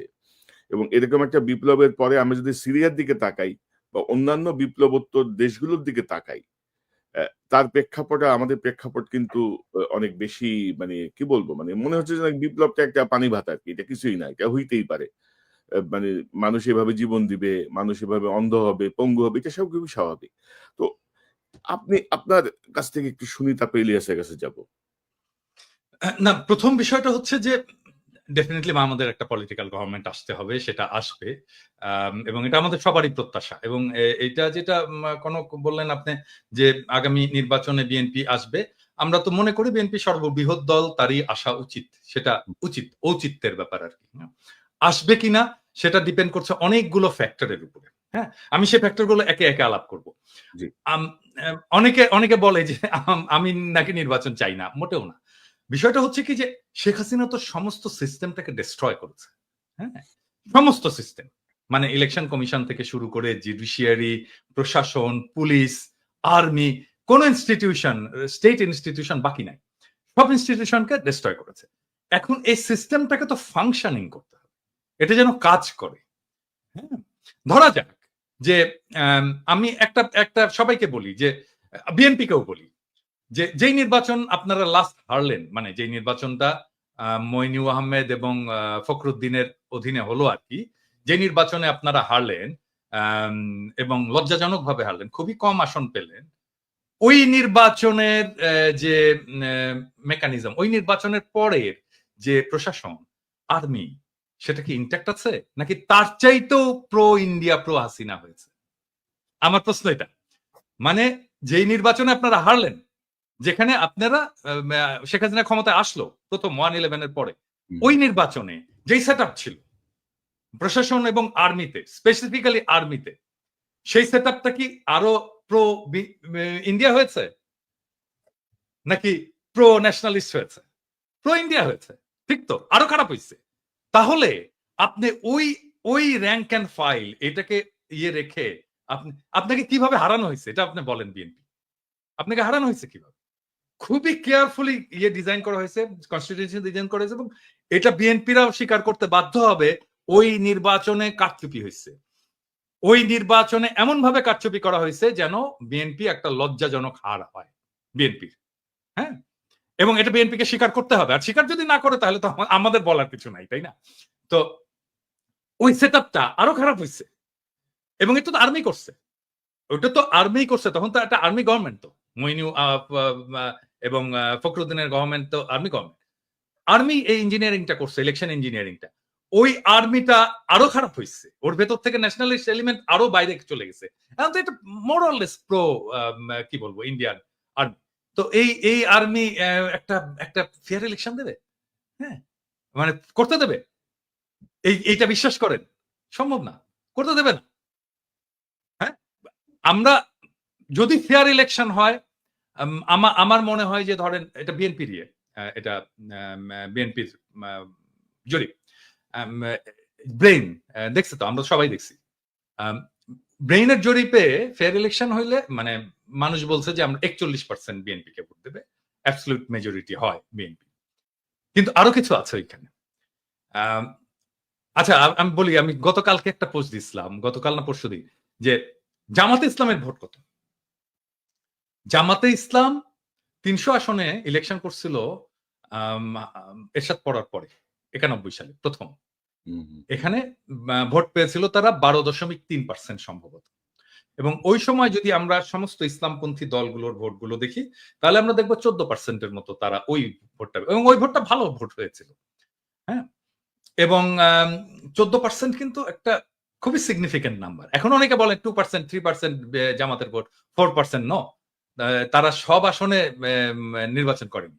তারা কিছু আসনে নির্বাচন করেছিল ওইটাকে এক করে আমি ন্যাশনাল গড় করে বলি যে 3%। কিন্তু সবগুলো আসনে যখন করেছে তখন তার প্রায় 12.5% এর মতো ভোট ছিল। বিএনপির যে জরিপ এটাতে দেখা গেছে যে জামাতের ভোট আসবে 31% এর মতো। এখন ধরে ছাত্রদের ভোট ওখানে কত আসবে? দেখেছে 5% এর মতো ভোট আসবে। তো আমরা যদি অন্য সমস্ত ফোর্স বিএনপির বাইরে অন্য সমস্ত ফোর্সের একটা যদি লুজ অ্যালায়েন্স হয় তাহলে বিএনপি একটা খুবই শক্ত প্রতিদ্বন্দ্বিতার মধ্যে পড়বে। এখন বিএনপি যেটা করছে যে ধরেন এই যে বিএনপির যারা এই অনলাইন অ্যাক্টিভিস্ট আছে তারা বা অনলাইনে ফেসবুকে যারা লেখালেখি করে তারা গালাগালি করতেছে আমাদেরকে, সেটা আমি গাইড নেই না, কিন্তু তা তো না। মির্জা ফখরুল, মির্জা আব্বাসের মতো সিনিয়র নেতারা তারা সোশ্যাল মিডিয়ার পিছনে লাগছে এবং কিভাবে আমাদের সাথে পাঙ্গা নেওয়া শুরু করছে। ধরেন এই পাঙ্গাটা যদি নিতে থাকে তারা কন্টিনিউয়াসলি, তাহলে তাদের অবস্থাটা কি হবে? ধরেন সোশ্যাল মিডিয়ায় যারা কাজ করে, হ্যাঁ, যারা কাজ করছে, যারা সোশ্যাল মিডিয়া একটা ইনফ্লুয়েন্স রাখতে পারে, ছোট হোক বড় হোক, অল্প হোক বেশি হোক কম হোক, একটা তো ইনফ্লুয়েন্স আছে তো যারা রাখতে পারে, তারা যদি পুরোটা মানে ধরা যাক, আমি এখানে ছাড়াই বলতেছি, কনক, আপনি, আমি, ইলিয়াস, আমরা তো কেউ অ্যান্টি বিএনপি না। আমরা তো জিয়াউর রহমান, প্রো জিয়াউর রহমান, মানে জিয়াউর রহমানকে আমাদের পলিটিক্যাল আইকন মানি, তাই না? তো আমরা তো সবাই ন্যাশনালিস্ট, তাই না? আমরা এবং ট্রু সেন্স মানে মানুষ যাতে সাধারণভাবে বোঝে আমরা তো সবাই রাইটেস্ট, তাই না? তো আমাদেরকে তো শত্রু ভাবার কোনো কারণ ছিল না বিএনপির। আমরা তো শত্রুও না, আমরা শত্রু হতেও চাই না বিএনপি। বিএনপি তো আসলে আমাদের পিছনে লাগছে, হ্যাঁ, আমাদেরকে শত্রু বলা শুরু করছে। এবং কিভাবে দেখেন, আওয়ামী লীগের কোন সিনিয়র নেতা কোনোদিন আমাদের নাম ধরে কোনোদিন কিছু করেনি। আমাদের নামে মামলা দিচ্ছে, আমাদেরকে দেশ ছাড়া করছে, কিন্তু নাম ধরে এরকম করে কিন্তু আক্রমণ করেনি। ওনারা নাম ধরে আক্রমণ করা শুরু করছেন আমাদের, হ্যাঁ। এবং এটা তো আমাদের পেছনে লেলায় দাও, আমরা তো পার্সন, ব্যক্তি। এবং ধরেন মির্জা ফখরুল যখন বলে কুতুব দাঁড়ায় গেছে সোশ্যাল মিডিয়ায় কিছু কুতুব, ওনারা কোথায় নিয়ে যেতে চান দেশকে আমরা জানি না। ওনারা জানবেন না কেন? উনি জানবেন না কেন? আমরা জানি না মানে আমরা কোথায় নিয়ে যেতে দেশকে? আমি বলছি সবসময়, আমরা বাংলাদেশে ভারতীয় আধিপত্যবাদ চাই না, আমরা বাংলাদেশে আওয়ামী পুনর্বাসন চাই না, আমরা বাংলাদেশে একটা সাম্যের সমাজ চাই, একটা ইনসাফের রাষ্ট্র চাই। চারটা সিম্পল জিনিস মির্জা ফখরুল ভাই, আপনি জানেন না কেন? আপনারাই বাধা হয়ে দাঁড়ায় আছেন আমাদের সামনে, আমাদের স্বপ্নের সামনে, মানুষের স্বপ্নের সামনে। এবং আপনারা জানতে হবে আমরা এটা চাই। এবং আমরা আমাদের মনে করার কারণ আছে, আমাদের মনে করার ক্রেডিবল কারণ আছে যে আপনারা আওয়ামী লীগকে পুনর্বাসিত করতে চান। কেন চান সেই প্রসঙ্গে আসবো যদি আলোচনার সুযোগ থাকে। 2 নাম্বার, আপনারা ভারতের সাথে একটা নেগোসিয়েশন করেছেন, এটা আমাদের মনে করার ক্রেডিবল কারণ আছে। হ্যাঁ, এই জিনিসগুলোকে ক্লিয়ার করতে হবে আপনাদের কাছে। আপনারা যে আলাপ করেন, আপনারা সবার সাথে আলাপ করেন, অমুক রাজনৈতিক দলের সাথে আলাপ করেন, তমুক রাজনৈতিক দলের সাথে, সুশীল সমাজের সাথে আলাপ করেন, কেন আমাদের সাথে আলাপ করতে পারেন না? কেন পিনাকি ইলিয়াস কনক সারোয়ারের সাথে কথা বলতে পারেন না? আপনারা মিটিং করতে পারেন না? করার দরকার আছে না? মানে আমরা পিপলস ভয়েস রিপ্রেজেন্ট করি না? আমাদের সাথে কথা বলেন না কেন? মানে আপনারা 31 দফা দিলেন, ধরেন 31 দফা দিলেন, 31 দফা তো এটা আপনার দলের দফা। তো আমরা তো সেই সময় তো আপনাদের সাথে এলাই ছিলাম, আমরা তো একসাথে লড়াই করতেছি, আন্দোলন করতেছি, আমাদেরকে দেখাইছেন। আমিও তো ডাক্তার, আমাকে তো দেখাইতে পারতেন যে ভাই 31 দফায় যে চিকিৎসা সংক্রান্ত যে জিনিসটা আছে, দাদা একটু দেখেন তো এটা ঠিক আছে কিনা। হ্যাঁ, দেখাতে পারতেন তো, তাইলে তো আমাদের পার্টিসিপেশন থাকতো, আমরা ওন করতাম আপনার 31 দফাকে। কনক স্যার আপনি ওন করতেন, ইলিয়াস তুমিও ওন করতা, তো আমাদেরকে ওন করার সুযোগ দিলেন না। আমি একই জিনিস বলবো আমি জামাতকেও, আমি একই জিনিস বলবো জামাতকেও। মানে তারা ইন্ডিভিজুয়ালি ফোন করে। এখন আমি শিওর যে জামাতের আমি তো খুবই মাইডিয়াল লোক, সবাইকে ফোন টোন করেন, আমাকেও ফোন করে। কিন্তু এটা তো ফোন করে তো উনি বলেন কি আপনার শরীর কেমন আছে দাদা, বাড়ির সবাই ভালো আছে। আমি তো শফিক ভাইয়ের কাছ থেকে এগুলো শুনতে চাই না, আমি শুনতে চাই পলিটিক্স, রিয়েল পলিটিক্স শুনতে চাই। হ্যাঁ, ব্যক্তিগত সম্পর্ক আপনার সাথে থাকবে, মানে আমরা যখন রাজনীতি থেকে বিদায় নেবো, অ্যাক্টিভিজম থেকে বিদায় নেবো, তখনও থাকবে আপনাদের সাথে, সেটা অসুবিধা নেই। আমি শুনতে চাই পলিটিক্স, আপনার প্রোগ্রাম, আপনি নির্বাচনে কি মেসেজ নিয়ে যাবেন, আগামীতে আপনি ভারতের সাথে কিরকম সম্পর্ক রাখবেন, হ্যাঁ, আপনি আমেরিকার সাথে কিরকম সম্পর্ক রাখবেন, চীনের সাথে কিরকম সম্পর্ক রাখবেন, রাষ্ট্রটাকে কিভাবে গড়বেন, সংবিধানে কি কি পরিবর্তন আনবেন, মানুষের জীবনে কিভাবে এই বাংলাদেশে যেভাবে হাসিনা যেভাবে ইসলামোফোবিয়ার চাষ করছে এটাকে কিভাবে ফাইট করবেন, আন্তর্জাতিক ক্ষেত্রে আপনি ফিলিস্তিনের প্রশ্নে কি স্ট্যান্ড নেবেন, আমি তো জানতে চাই। হ্যাঁ, এই জিনিসগুলো তো জানতে চাই। এই জিনিসগুলো আমাদের সাথে কথা বলার কথা। আমার তো ভাই বাংলাদেশে আমার তো কোনো ফাইন্যান্সিয়াল ইন্টারেস্ট নাই, আমার কোনো ব্যবসাপাতি নাই, আমার চাকরি বাকরি নাই, তাই না? ওইখানে তো আমাদের সকলের তাই না? আমাদের চাওয়া তো একটাই, বাংলাদেশের মানুষ ভালো থাকুক, দেশটা ভালো থাকুক, দেশটা প্রোটেক্টেড থাকুক, দেশের স্বাধীনতা সার্বভৌমত্ব প্রোটেক্টেড থাকুক, এটা আমরা চাই। এইটার জন্য আমাদের সাথে কথা বলতে অসুবিধা কোথায় আপনাদের? হ্যাঁ, তবে দাদা ধরেন আমি যেটা দেখছি আর কি, ওনারা এখনো সেই 2001-এর যে রাজনীতি, সেই রাজনীতি ওনাদের মাথায় আছে। মাঝখানে যে 24 বছর পার হয়ে গেছে এটা অনেকেরই খেয়াল নাই। এবং ধরেন যে ওনারা ওই যে কথায় কথায় ধরেন আওয়ামী লীগের স্টাইলে আর কি, যে আমার পক্ষে না, আমার পক্ষে বলতেছে না, বা আমার যে দাবি সেটা সমর্থন করতেছে না, তার মানে এ হচ্ছে আমার বিপক্ষে, এ আমার বিপক্ষে দল, এ আমার ক্ষতি চায়, এরা এই করতে চায়, ওই করতে চায়। এবং আপনি দেখবেন যে একটা সময় আওয়ামী লীগ যে ভূমিকা ছিল, ক্রমশ বিএনপি সংঘবদ্ধভাবে সেই ভূমিকা অবতীর্ণ হচ্ছে। আর কিছু কিছু নেতাও যে হাসিনার স্টাইলে বলার চেষ্টা করছেন, বা কেউ কেউ বলছেন যে ইউটিউব নাকি আমরা করতেছি, টাকা কামাচ্ছি। আরে বেটা, তুই একটা কমিটি বাণিজ্য করে যে টাকা কামাস, আমরা এক মাসে ইউটিউব করে তার 10 ভাগের 1 ভাগ আমাদের এই ফান্ডে ঢুকে না, আমরা পাই না। বা আমাদের আমি বলি, ইলিয়াস আমাকে ওর দুঃখের কথা বলতেছিল যে ওর কত কত কত টাকা ওর ধার এবং ওর পিছনে কিভাবে ইয়ে গুলো, মানে কনক আমি তো এখানে রিফিউজি হয়ে ঢুকছি। হ্যাঁ, আমার এখানে মাসে আমাকে রিফিউজি ভাতা দিত 380 ইউরো মতো। 380 ইউরো, এবং 380 ইউরোতে তো ইউরোপে তো খাওয়া দাওয়া হয় না, হ্যাঁ, খাওয়া যায় না, খাবারের ইয়ে হয় না। তো আমাকে ইয়ে করতে হতো যে আমি কিভাবে 380 ইউরোর মধ্যে খাবার আছে, খাবার ছাড়াও তো আরো কিছু, চুল কাটতে হয়, তাই না, আমাকে জামা কাপড় কিনতে হয়, এই জিনিসগুলো তো আছে। তো এই সমস্ত বাদ দিয়ে আমি চেষ্টা করতাম যে 200-250 ইউরোর মধ্যে যেন আমি খেতে পারি, সেটাও কিন্তু সম্ভব হতো না। এবং আমি কি করতাম জানেন, আমি এই যে আমরা যে সবাই জানি যে ডিপার্টমেন্টাল স্টোর গুলোতে, সুপার মার্কেটে নেয়ার এক্সপায়ারি প্রোডাক্ট গুলো খুব কম দামে রাখে আর কি, কম দামে মাংস টাংস সবজি ইত্যাদি রেখে দেয়, একটা স্পেস আছে যেখানে নেয়ার এক্সপায়ারি জিনিসটাকে খুব অল্প দামে আমি ওই জিনিসগুলো কিনে খাইছি আমি রিফিউজি লাইফে। হ্যাঁ, কেউ কোনোদিন জিজ্ঞেস করেনি যে আপনি কিভাবে আছেন, আপনার কিভাবে চলে, আপনি কিভাবে পান, আপনার খাওয়া দাওয়া কিভাবে, আপনি কি খাইছেন আজকে না। তখন তো দাদা ওনাদের ওই ইনকামটা ছিল না। এখন যে ইনকামটা হয়েছে, যে বলেছেন যে আপনাদের প্রয়োজন হলে চাঁদা তুলে আপনাদেরকে দিবেন, এটা তো ছিল না তখন ওনাদের।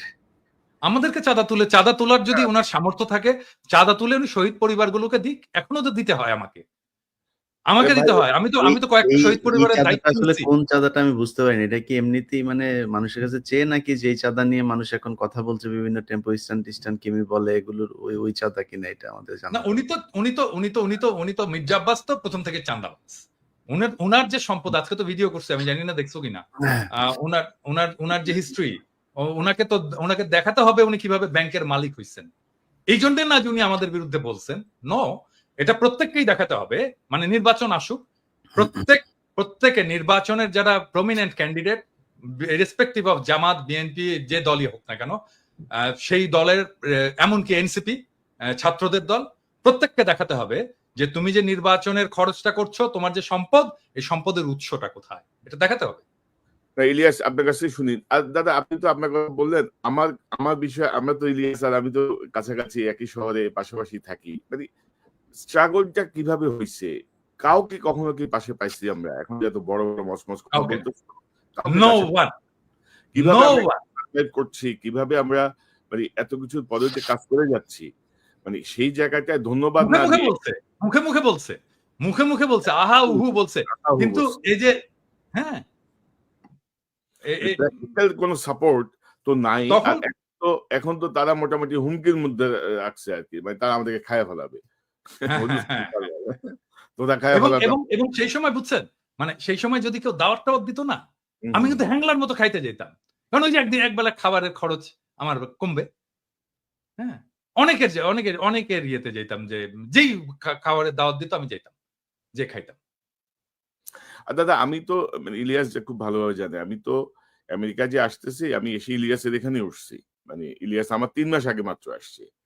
মাত্র $১,০০০ পকেটে নিয়ে আমি এই বিদেশে চলে আসছি। কারণ আমার যা জমাজাটি যা ছিল, সব তো আমার মামলা মোকদ্দমা সবকিছুর পিছনে গেছে। এবং আমার এই ৯ বছরে আমেরিকার লাইফে আমার এখন পর্যন্ত যে লোন, মানে এগুলো কিভাবে শোধ করবো, এগুলো মাঝে মাঝে যখন চিন্তা করি আমি খুব অস্থির হয়ে উঠি। আচ্ছা, যাই হোক, এগুলা ব্যক্তিগত বিষয়, এগুলো না বলি। ইলিয়াস, আপনি কিভাবে দেখছেন এই যে ধরেন, আহ, আমি যেটা বলছিলাম যে রাজনীতিবিদ যে এখনো মনে করছে ২০০১ সালের তারা আছে, নতুন যে ৭ কোটি ভোটার, এই বিষয়টা তাদের মাথায় আদৌ কাজ করছে কিনা, এইরকম একটা বিপ্লব তারা বুঝতে পারছে কিনা যে নতুন প্রজন্ম আসলে কি চায়, সেই জায়গাটায় ধরেন আমরা ডক্টর ইউনূসকে সমর্থন করছি, কারণ তিনি যেন একটু সংস্কারটা করে দিয়ে যান, হাসিনার বিচারটা করে দিয়ে যান। সেই জায়গাটায় আপনার পর্যবেক্ষণটা, আপনার বক্তব্যটা একটু শুনি আমরা।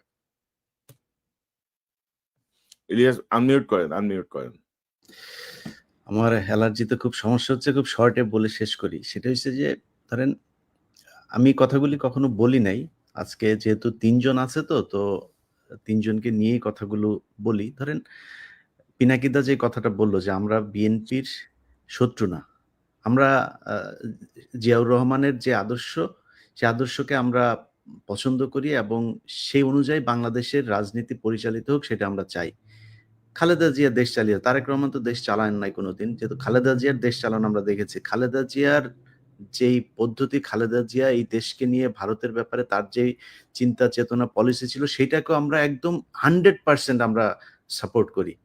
তো বিএনপির সাথে এখন আমাদের হঠাৎ করে সমস্যাটা হয়ে গেল কেন? ধরেন আমার কথা যদি আমি বলি, আমি এই ৫ তারিখের পর থেকে আজ পর্যন্ত আমার কাছে মানে কনক ভাইও জানেন এই বিষয়গুলো, উনার কাছেও আসে। আপনার কাছে তো আপনি তো পিনাকিদা তো অলরেডি মানে বলেই যাচ্ছেন। বিভিন্ন জায়গা থেকে অভিযোগ একটাই, যারা আওয়ামী লীগের লোকজনের সাথে মিলেমিশে থাকতো তারা এখন উপরে। তারা এখন ওই চাঁদাবাজিগুলো করছে, তারাই সবকিছু দখল নিয়ে তাদের মতো করে চালাচ্ছে। সব জায়গায় একই অবস্থা। বিশ্বাস করেন বিএনপির ভাইয়েরা, আমার কাছে যত জেলার যত আসনের খবর আমার কাছে এসছে, আমি যদি একটা একটা করে খালি আমার আসনের কথাই বলি, আমার চুয়াডাঙ্গারই যে অবস্থা সেটা নিয়ে আমার সবকিছু করা শেষ, নিউজ বানানো শেষ, খালি দিচ্ছি না আপনাদের জন্য। কেন জানেন? কারণ আমরা যদি এখন বিএনপিকেই করি, ধরেন বিএনপি চাঁদাবাজি নিয়ে কথা হচ্ছে, আপনি অস্বীকার করতে পারবেন? আমরা বলি না, আমার চ্যানেলে আমি মনে হয় না আমি কেউ কোনোদিন শুনেছেন আমার মুখ থেকে আমি বলেছি যে বিএনপি চাঁদাবাজি করছে, কিন্তু করছে না।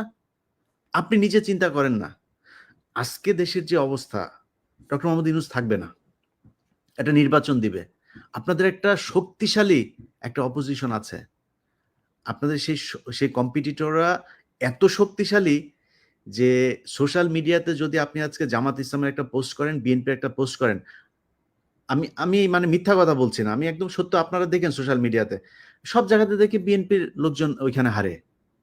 হয়তো হইতে পারে যে শিবিরের লোকজন বোধহয় বেশি এই অ্যাক্টিভ সোশ্যাল মিডিয়াতে, হইতে পারে, এটা একটা কারণ। কিন্তু আপনার মাঠের কথাও তো চিন্তা করতে হবে, একটা অপোজিশন তো আছে, এরকম তো না যে শেখ হাসিনার মতো 2014, 18, 24 নির্বাচনের মতো আপনি নির্বাচন করবেন, সেটা তো সম্ভব না। আপনাকে তো ফাইট করতে হবে। যদি ফাইট করতে চান, যেই এলাকায় গিয়ে আপনি ভোটটা চাবেন, ওই বাজারটাই যে একটু শোনেন তো মানুষের কাছে যে কারা চাঁদাবাজি করছে। আপনি ধরলাম আপনি, আপনার দল খুব ভালো, কোনো সমস্যা নেই, আপনার দলের নাম ভাঙাচ্ছে তো। তারেক রহমান লন্ডনে বসে থেকে তারপরে তার কাছে যেটারই খবর আসে সে ওটাকে বহিষ্কার করে। ইলিয়াস, আমি আপনি একটু দেশে যোগ থেকে করি কি করেন? আমি একটু যোগ আপনি করি দেশে থেকে, আপনারা দেশে থেকে কি করেন? ইলিয়াস, আমি একটু যোগ করি। গত ৮ মাসে প্রায় ১৭০০ নেতাকে বহিষ্কার করেছে বিএনপি। কিন্তু হ্যাঁ, বিভিন্ন জায়গা থেকে অভিযোগ আছে যে ভাই অনেকেই করছে যাদের কোনো পদ নাই, যাদেরকে বহিষ্কারের কোনো সুযোগ নেই। এবং মানে তারা আওয়ামী যেগুলো লীগ, এবং তারা হুম, আওয়ামী লীগ করতো। তারা আগে আওয়ামী লীগের সাথে ছিল। সেই মানুষগুলোকে ই করছেন। এখন এই যে জিনিসগুলো হচ্ছে, এটা তো আপনার দলের সমস্যা হচ্ছে। আমরা তো চাই যে বিএনপি ক্ষমতায় আসুক। কারণ হচ্ছে বাংলাদেশের, ভারতের ব্যাপারে বিএনপির যে অবস্থান, আমাদের অবস্থান সেম।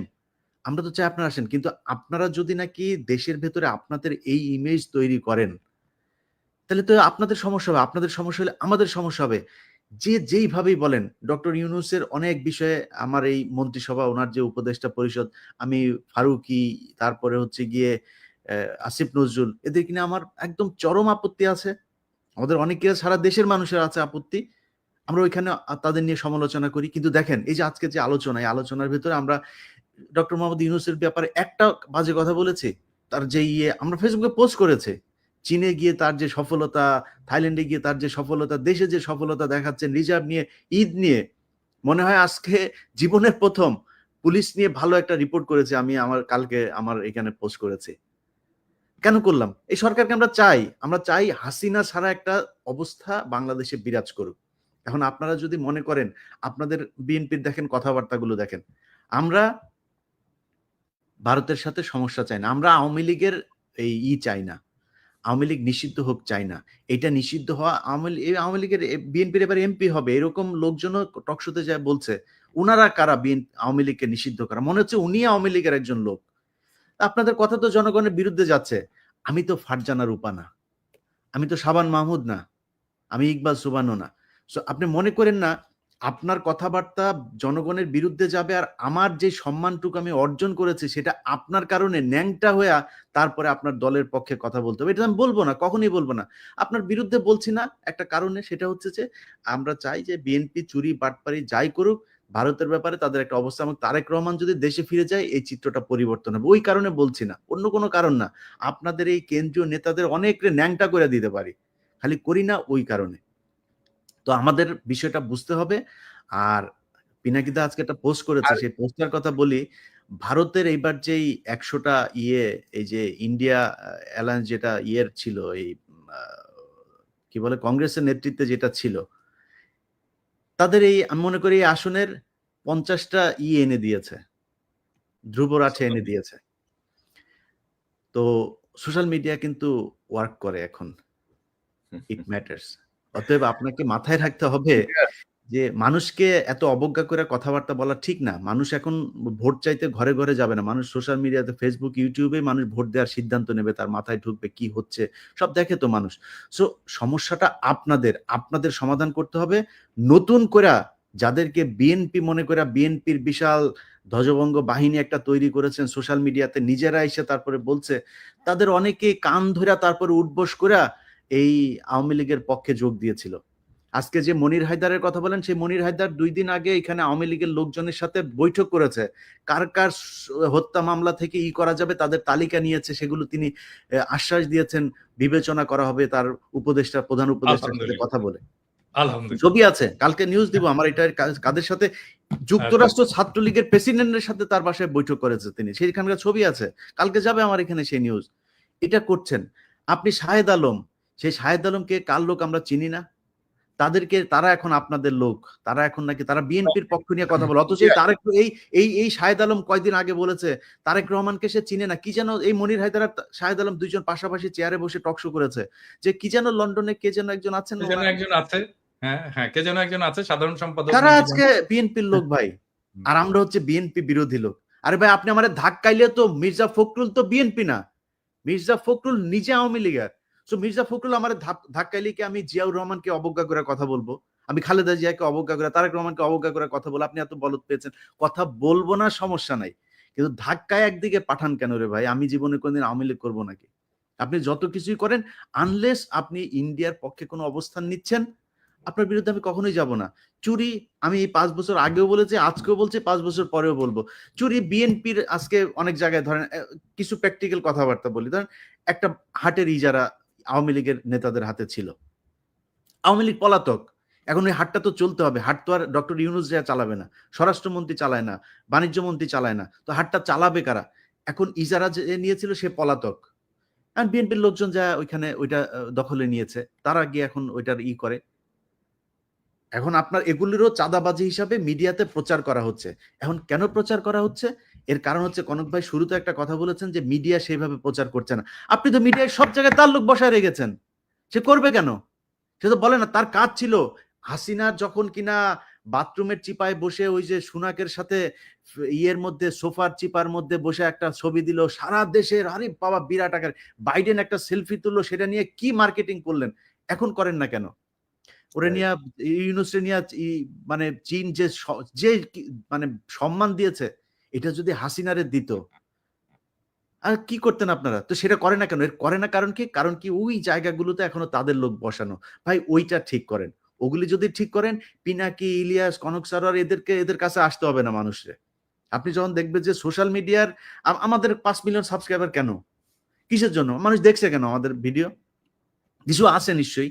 আপনি মানুষের যদি গলা টিপে, অনেক মানুষ আছে, আমি নাম আর আজকে ধরলাম না, এই যে মির্জা ফখরুলের ঘর জামাই ফাহাম আব্দুল সালাম থেকে শুরু করে বহুত আছে। আমারটা আমি বলছি, আমার বক্তব্য পিনাকিদা বা কনক সারোয়ারের না, আমারটা আমি বলছি যে এই অনেক গজানো লোকজন আছে, তাদেরকে এখন সম্মান করে চলতে হবে। কেন মানুষ আমার কথা শুনে, কেন কনক সারোয়ারের কথা শুনে, কেন পিনাকি ভট্টাচার্যের কথা শুনে, এইটা তাদের সমস্যা। আর ভাই কেন আপনারটা শোনেন না, সেটা আপনার সমস্যা। আপনি চিন্তা করেন আপনি কি বলবেন, কি বলা উচিত, কেমনে চলা উচিত। শোনে না কেন, আমারটা শোনে কেন, সেইটাও বাংলাদেশের মানুষ হলো গন্ড মূর্খ, বুঝে না। পিনাকি, ইলিয়াস, কনক সারোয়ার এরা হচ্ছে পীর সাহেব, তা এখন এদেরকে আপনি বুঝাবেন কেমনে? এটা নিয়েও শত্রু। সকালবেলা ঘুম থেকে ওইটা দেখি, ওই লন্ডনের একজন পোস্ট করে বসে আছে যে আমারে নিয়ে আমি আপনার কনক ভাইয়ের নাম নাই, আমার আপনার নাম আছে, আমরা হইলাম গিয়া নাকি কি করছে। কয়দিন আগেও সে ফোন করলো, কি সুন্দর মিষ্টি মিষ্টি কথা। এখন ফোন করে ধরেন 2বার ফোন করে, 3বার ফোন করার পরে হয়তো ধরতে পারি না, একবার ফোন করে, ভাই ফোন ধরবো কয়টা, সময় পাই না তো। এটা আপনারা বুঝেন যে আপনাদের কাছে কি পরিমাণে ফোন আসে। এখন আমার কাছে ধরেন একজন উপদেষ্টা আমার সাথে কথা বলছে, এখন একজন পুলিশের একজন ডিসি আমাকে ফোন করলো, আমি কাটটা কেটে কাটটা দুইজনই তো গুরুত্বপূর্ণ। আমাদের তো গুরুত্বপূর্ণ অনেক মানুষের সাথে কথা বলা লাগে, কথা বলি, এর মধ্যে একটা ফোন মিস হয়েছে, ফোন দিতে পারি না, নিজের ব্যক্তিগত কাজ আছে। এখনো তো ভাই গাড়ি চালাই, অত ধান্দাবাজি করে তো খাই না, এখনো সপ্তাহে একদিন গাড়ি চালানো লাগে। তা আপনি কি মনে করেন যে আপনার মানে এই করবেন, যা মনে চায় তাই বলবেন, আপনাদের মতো করে চলতে হবে, না চললে আবার বিরুদ্ধে কথা বলবেন? তবে যাই হোক, তবে এগুলি বিষয়ে অনেক আমরা শেখ হাসিনার চোখ রাঙানি দিয়ে পাত্তা দিই নাই, 2 পয়সার তোয়াক্কাও করি নাই। শেখ হাসিনার মতো একটা ফ্যাসিস্ট বর্বর শাসক, শেখ হাসিনা না, শেখ হাসিনা এবং মোদির উভয়ের চোখ রাঙায় নাকি উভয় যে চক্র, পাত্তা দিই নাই। তো এখন এই নতুন নতুন নব্য বিএনপির নেতারা যারা ক্ষমতা যাওয়ার স্বপ্ন দেখছে, তাদের চোখ রাঙানি আমরা তোয়াক্কা করবো, এটা ভাবে কি করে, এটাই তো বুঝি না। তো আমরা অনুষ্ঠানের শেষ দিকে আমরা একটা প্রসঙ্গ নিয়ে কথা বলতে চাই দাদা। ডক্টর ইউনূসের যে ক্যারিসমাটিক নেতৃত্ব, সেটা কিন্তু পরবর্তী যে রাজনৈতিক নেতৃত্ব বাংলাদেশের রাষ্ট্র ক্ষমতায় আসবে, তাদের কাজকে ক্রমশ কঠিন করে দিচ্ছে। মানে গুড গভর্নেন্স বলতে যা বোঝায়, একজন শাসকের যা করা উচিত, সেই জায়গাটায় আমার মনে হয় যেন সবাই শঙ্কিত। এবং আমি একবার বলছিলাম, বুকে পাথর চাপা দিয়ে অনেকের বুকের সে পাথর এখন পাথর এবার পাহাড় হয়ে গেছে, পাহাড়ের পাথর। তো এগুলো কিন্তু কঠিন করে দিচ্ছেন, কিন্তু উনি কিন্তু সবকিছু কঠিন করে দিচ্ছেন। আপনি দেখেন একটা পাজামা পাঞ্জাবি, একটা স্নেকার্স আর একটা কটি লাগাই উনি পুরা দুনিয়া মাথায় বেড়াচ্ছেন। এবং কোনো কিছুই নাই, দেখেন তার মধ্যে কিন্তু ওইরকম কোনো এক্সপোজারও নাই। তো এই বিষয়গুলো কিন্তু মানুষকে খুব টাচ করছে এবং ক্রমশ কঠিন করে তুলছে পরবর্তী রাজনীতিবিদদের। তো আমরা এদের জন্য আপনার কোনো বক্তব্য আছে কিনা? পাশাপাশি ডক্টর ইউনূস কিন্তু তার এই কৃতিত্বের একটা জায়গায় কিন্তু ক্ষতিগ্রস্ত করছেন তার এই উপদেষ্টা পরিষদ দিয়ে। মানে মানে কমপক্ষে ১৫ জনকে তার আরো ৬ মাস আগে ঘাট ধরে বের করে দেওয়া উচিত ছিল। মানে ফর ইনক্যাপাবিলিটি অর ইনএফিশিয়েন্সি অর সবকিছু মিলায়। তো এই জায়গাটায় ডক্টর ইউনূস সাহেব কেন আ দেখছেন না বা দেখেও তিনি কেন মেনে নিচ্ছেন? খুব সংক্ষেপে আপনার কাছ থেকে শুনে তারপর ইলিয়াসের বক্তব্য শুনব। মানে আমি যেহেতু প্রফেসর ইউনূসের সাথে কাজ করছি, সেইজন্য আমি জানি উনার ম্যানেজমেন্ট স্টাইলটা। উনি এটা করবেন না। হ্যাঁ? উনি উনার টিমকে এভাবেই ডিল করেন আরকি। আমি কিন্তু খুবই ঘনিষ্ঠভাবে কাজ করছি। অল্প সময় কিন্তু আমার আর্লি ক্যারিয়ারে খুবই ঘনিষ্ঠভাবে কাজ করছি। আমি উনার পাশের রুমেই বসতাম আরকি। এবং গ্রামীণ ব্যাংকের যে স্বাস্থ্য কর্মসূচি, সেটার আমি কোঅর্ডিনেটর ছিলাম ঢাকায়। তো আমি উনার ম্যানেজমেন্ট স্টাইল জানি আরকি উনি কিভাবে কাজ করেন।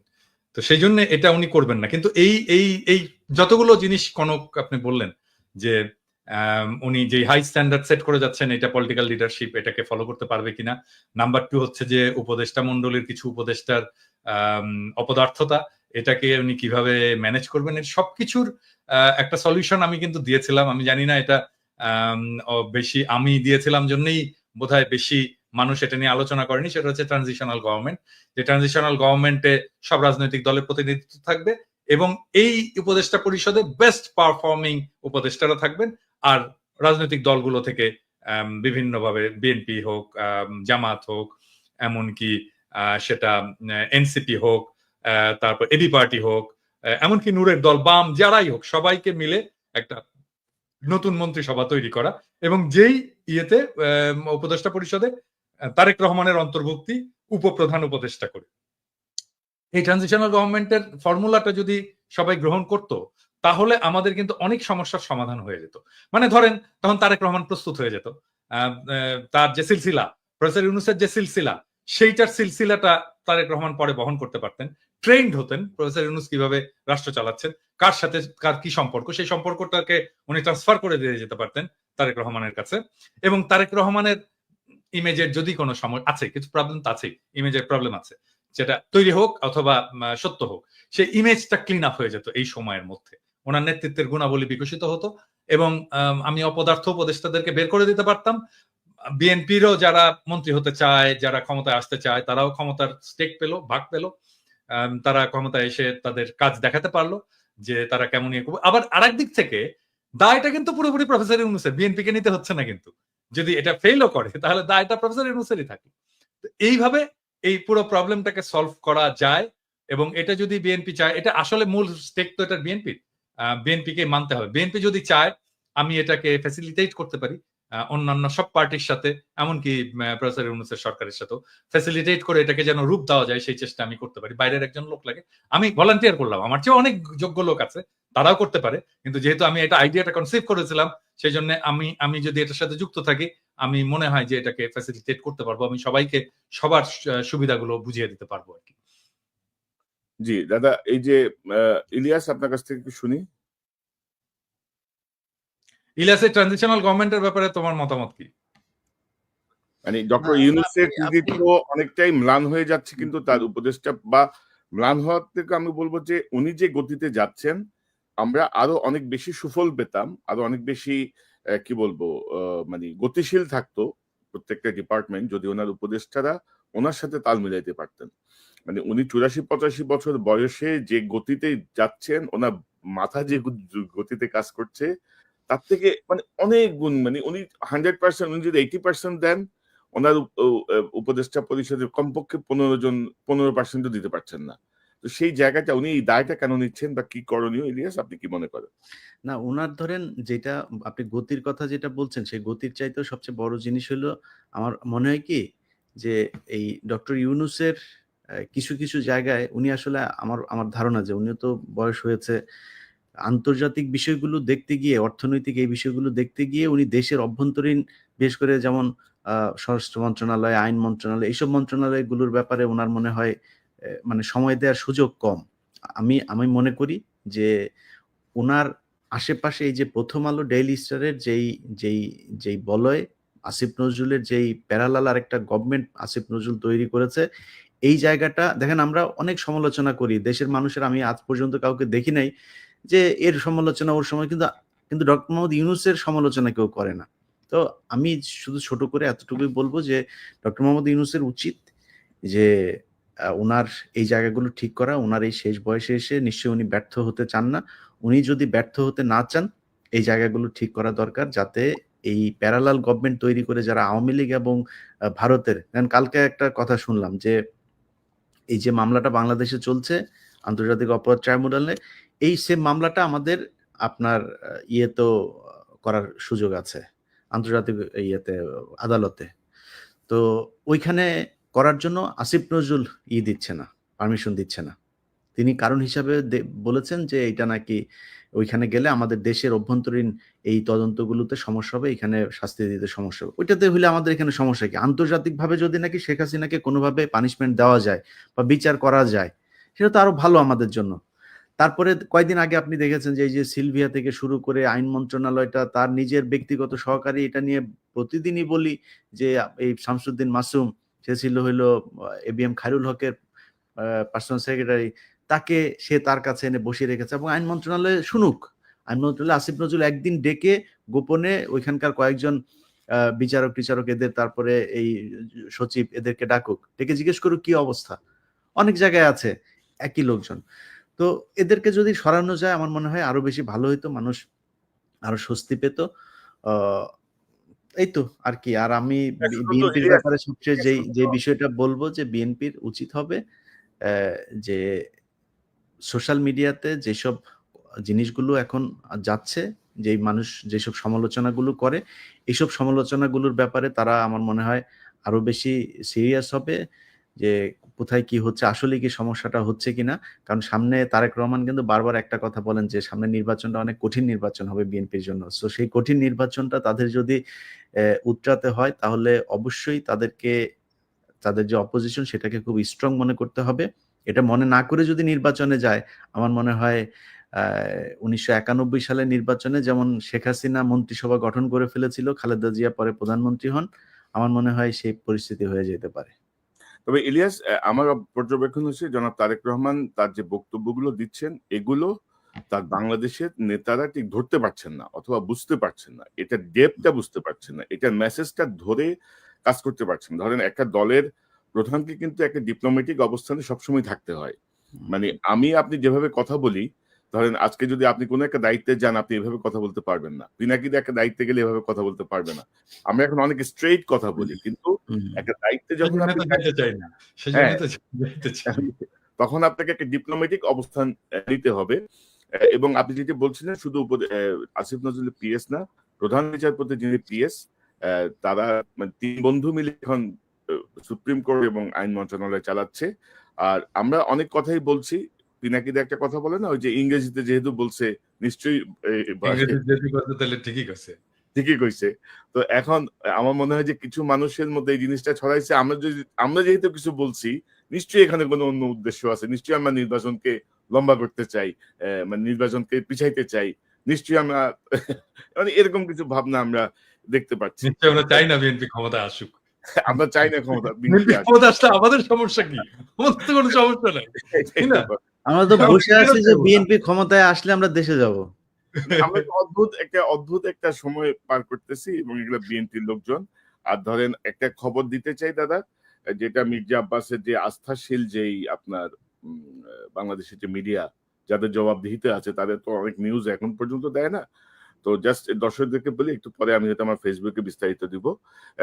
গতকাল 5 জন সেনা কর্মকর্তাকে মানে সেনা হেফাজতে নেওয়া হয়েছে, অ্যারেস্ট করা হয়েছে, যে যাদের কথা আমরা বারবার বলছিলাম। তার মধ্যে আছেন ব্রিগেডিয়ার ইমরান হামিদ, তৎকালীন 46 ব্রিগেডিয়ার কমান্ডার। আছেন মানে তৎকালীন মানে হচ্ছে জুলাই আগস্ট ওই সময়টায় কর্নেল আব্দুল্লাহ আল মোমেন, তিনি অতিরিক্ত মহাপরিচালক র্যাব, এডিজি তৎকালীন র্যাবের। লেফটেন্যান্ট কর্নেল মোহাম্মদ রিদওয়ানুল ইসলাম, বিজিবির সিও যিনি গুলি করেছেন প্রকাশ্যে গুলি করলো, হ্যাঁ। গুলি করছে সেই CO major Mohammad Noman Al Faruk 23 east Bengal regiment যে এই গুলি মেজর সাহেব করেছিল। মোহাম্মদপুরের মোহাম্মদপুরে যে গুলি করছে এই ৫ পাঁচজনকে তারিখেও সে গোলাগুলি করেছে। গোলাগুলি করছে এই পাঁচজনকে আসলে আপনার সেনা হেফাজতে নেওয়া হয়েছে। তবে সেনা হেফাজতে এই বেসামরিক হত্যাকাণ্ড বা এইসব ঘটনার বিচারের কোনো বিধান আছে বলে আমি জানি না। পিনাকি দেয় নিয়ে বিস্তারিত কাজ করেছেন। না, আমাদের হচ্ছে যে এরা যেন পালিয়ে যেতে না পারে, এটা যেন কোনোভাবে পালিয়ে যেতে না পারে, এটা পালিয়ে গেলে এটা ওয়াকারের দায়িত্ব। ওয়াকারকে এটার জবাবদিহিতা করতে হবে। অনেকে এই বিষয়টা নিয়ে আশঙ্কা প্রকাশ করে মেসেজ দিয়েছেন যে আপনারা একটু কিছু জায়গায় একটু বলেন যেন এরা পালাতে না পারে, কারণ ইতিমধ্যে অনেকেই পালিয়ে গেছে, অনেকে পালিয়ে যেতে দেয়া হয়েছে। তো দাদা আর দুটা প্রসঙ্গ জাস্ট উল্লেখ করে আমি অনুষ্ঠান শেষ করব। এই বিষয়টা নিয়ে আমরা নিকট সময়ে আরেকবার কথা বলবো। আমি কদিন আগে এটা আসলে আলোচনা যোগ দেবেন, কারণ আমরা জুলাই বিপ্লবকে অর্থবহ করতে হলে এই জাতীয় সুবিধাভোগী এবং ধারার অবসান করতে হবে। আপনাদের 30 সেকেন্ড শেষ মন্তব্য দিয়ে আমরা অনুষ্ঠান শেষ করব। সবাইকে ভালোবাসা, আর আমার কিছু নাই। ইলিয়াস? জি, না আপনি আপনার যে এইটা বললেন ওইটার সাথে তো অবশ্যই আমাদের আজকের পুরো আলোচনায় এই বিষয়টা আমরা করি নাই। এটা হচ্ছে যে জুলাই এই হত্যাকাণ্ডের এই ঘটনায় যারা কিনা হত্যার শিকার হয়েছেন এবং আহত আছেন, তাদের জন্য আমার মনে হয় সরকার কিছুটা উদাসীনতা দেখাচ্ছে কিনা জানি না। সে পরিবারগুলোকে সর্বোচ্চই দেয়া হোক, কারণ তাদের কারণেই আজকে আমরা এই যে নতুন করে কথা বলতে পারছি এবং নতুন করে আমরা নির্বাচনের স্বপ্ন দেখছি তাদের কারণেই। সো তাদের প্রতি সম্মান দেখানো উচিত। আর সবশেষে আপনি যে বিষয়টা বলেছেন যে ওয়াকারের ব্যাপারে, আমরা যে বিষয়টা মাঝখানে ঘটেছিল যে বিএনপি আমাদেরকে যেভাবে করছে, সেনাবাহিনীর ভেতরেও মনে হচ্ছে একটা পক্ষ আমাদেরকে দেশদ্রোহী বানানোর একটা পায়তারা করছেন। তো আপনাদের ভেতরেও আমাদেরও তো লোকজন আছে। আপনারা অনেকেই চেষ্টা করছেন যে আমরা আমাদের সোশ্যাল মিডিয়া এগুলোকে নিয়ন্ত্রণ করা কিংবা আমাদের ব্যাপারে অন্যদেরকে উস্কে দেওয়ার জন্য এজেন্ট ভাড়া করা, তাদেরকে নিয়মিত মাসিক ভাতা দেওয়া, কাদের দিচ্ছেন এরকম কয়েকজনের নামটাও আমরা জানি। তো আমরা আসলে আমি আমার ব্যক্তিগতভাবে যদি আমার কাছে জিজ্ঞেস করেন, আমি চাই ওয়াকার থাকুক। ওয়াকার সেনাপ্রধান হিসাবে ওনার চাইতে আসলে সবকটাকেই তো হাসিনা দিয়ে গিয়েছেন এই জায়গায়। এই জেনারেল যা আছেন, আপনি ওয়াকারের পরে যার কাছে যাবেন সে যে কি হবে সেটাও তো জানি না। সো আমরা চাই, যেহেতু ৫ তারিখের একটা একটা একটা একটা কি বলবো যে এটার জন্য ক্রেডিট দিতেই হয়, সেটা তিনি ইচ্ছাই দেখ আর অনিচ্ছাই দেখ সেই বিতর্কেই যেতে চাই না। কিন্তু ওয়াকার যেহেতু ৫ তারিখের এই ঘটনাটার সাথে পজিটিভলি ডিল করেছেন, আপনি থাকেন, কোনো সমস্যা নাই। কিন্তু এই যে আলোচনাগুলো হচ্ছে, এগুলো খুব ভালো আলোচনা না। যে আপনি একজনকে ডেকে নিয়ে যায় তারপরে ক্যান্টনমেন্টে বলবেন যে এটা করতে, আপনি আপনার লোকজন বিভিন্ন জায়গায় এখনো পর্যন্ত ইন্টারফেয়ার করবে। আওয়ামী লীগের যেসব সাজানো নাটক, জঙ্গি নাটক, এইসব মামলায় যারা আটক তাদেরকে বের হতে গেলে সেনাবাহিনীর পরিচয় দিয়ে তারপরে হুমকি দিবে, জাজদেরকে হুমকি দিবে, কারা কর্তৃপক্ষকে হুমকি দিবে। এই জায়গাগুলো থেকে সেনাবাহিনীকে বের হয়ে আসতে হবে। আমরা আপনাকেও সম্মান করতে চাই, আপনি সম্মান রাখেন। তবে ইলিয়াস সম্মানের জায়গায় থাকেন, আমরা সম্মান করব, কিন্তু অসম্মানের জায়গায় রাখলে আপনি সেনাপ্রধান না কে ওইটা নিয়ে আসলে আমাদের এত বেশি পাত্তা দেওয়ার কিছু নাই। আমরা 5 বছর 10 বছর 15 বছর দেশে যাইনি, দরকার হলে আরো 15 বছর যাব না। আপনি যদি নাকি জনগণের বিরুদ্ধে দাঁড়ান, আমরা আপনার বিরুদ্ধে দাঁড়াবো। মানে ইনক্লুসিভ নির্বাচনের কথা বলা যাবে না। আমরা সেনাপ্রধানের কাছ থেকে ইনক্লুসিভ নির্বাচনের কথা শুনতে চাই। সেটাই আমরা আপনার কাছ থেকে ইভেন আপনার কাছ থেকে কোনো পলিটিক্যাল বক্তব্যই শুনতে চাই না। ক্যান্টনমেন্ট থেকে রাজনীতি বাইরে বের হইতে হবে। এবং রাজনৈতিক দলের নেতাদেরকে নিয়ে যে ঘুটু করা, কথা বলা, এটাও চাই না। এটা আপনার কাজ না। আপনার দেশ রক্ষা কাজ, সেটা করেন। তবে দাদা এটা একটা পজিটিভ মুভ, এই 5 জনকে অ্যারেস্ট করা এটা একটা পজিটিভ মুভ। আমি মনে করি যে হ্যাঁ, ওইটাই ভাই, আমি এই জন্য কথাটা তুললাম যে এই জন্য সেনাপ্রধানকে ধন্যবাদ জানাই যে আপনি এটা করেছেন। আমার মনে হয় এই বিডিআর হত্যাকাণ্ড গঠিত যে কমিশন, তাদের একটা লিস্ট আছে কাকে কাকে জিজ্ঞাসাবাদ এবং করতে হবে, তাদেরকেও গ্রেপ্তার করবেন এবং গুম কমিশনের যে তালিকা দেওয়া হয়েছে তাদেরকেও গ্রেপ্তার করার সুযোগ করে দিবেন। আন্তর্জাতিক অপরাধ ট্রাইব্যুনালের যেই তালিকা আছে তাদের সবাইকে আপনারা সেনাবাহিনীর পক্ষ থেকে কোনো বাধাহীনভাবে তাদের গ্রেপ্তার করার সুযোগ দিবেন এবং এই ফৌজদারি কার্যবিধিতে যেভাবে বিচার হয় সেইভাবে, সেনা আইনের বিচারে না। এবং আমি মনে করি আমরা তো বারবারই বলছিলাম দাদা, মানে 20-25 জন কর্মকর্তাকে বাঁচাতে যে পুরো সেনাবাহিনীর যে ক্রেডিবিলিটি, সেনাবাহিনীর এই ভূমিকা, সেটিকে আসলে ক্ষতিগ্রস্ত করছেন। মানে কেন করছেন, কার পরামর্শে করছেন সেটি আমরা জানি না। আমার মনে হয় যেন ইটস এ পজিটিভ মুভ এবং তিনি আমাদের কথাগুলো পরে হইলেও শুনবেন বা সকল কিছু দেশের স্বার্থে, সেনাবাহিনীর সম্মানের স্বার্থে। তো দাদা আমার মনে হয় যে আজকে আমরা আর লম্বা না করি, অনেক সময় হয়ে গেছে, প্রায় 1 ঘন্টা 22 মিনিট। অনেক দর্শক অপেক্ষায় করে দেখছেন এই অনুষ্ঠানটা। সবাইকে ধন্যবাদ। পিনাকিদা, ইলিয়াস হোসেন, আপনাদের দুজনকে অসংখ্য ধন্যবাদ।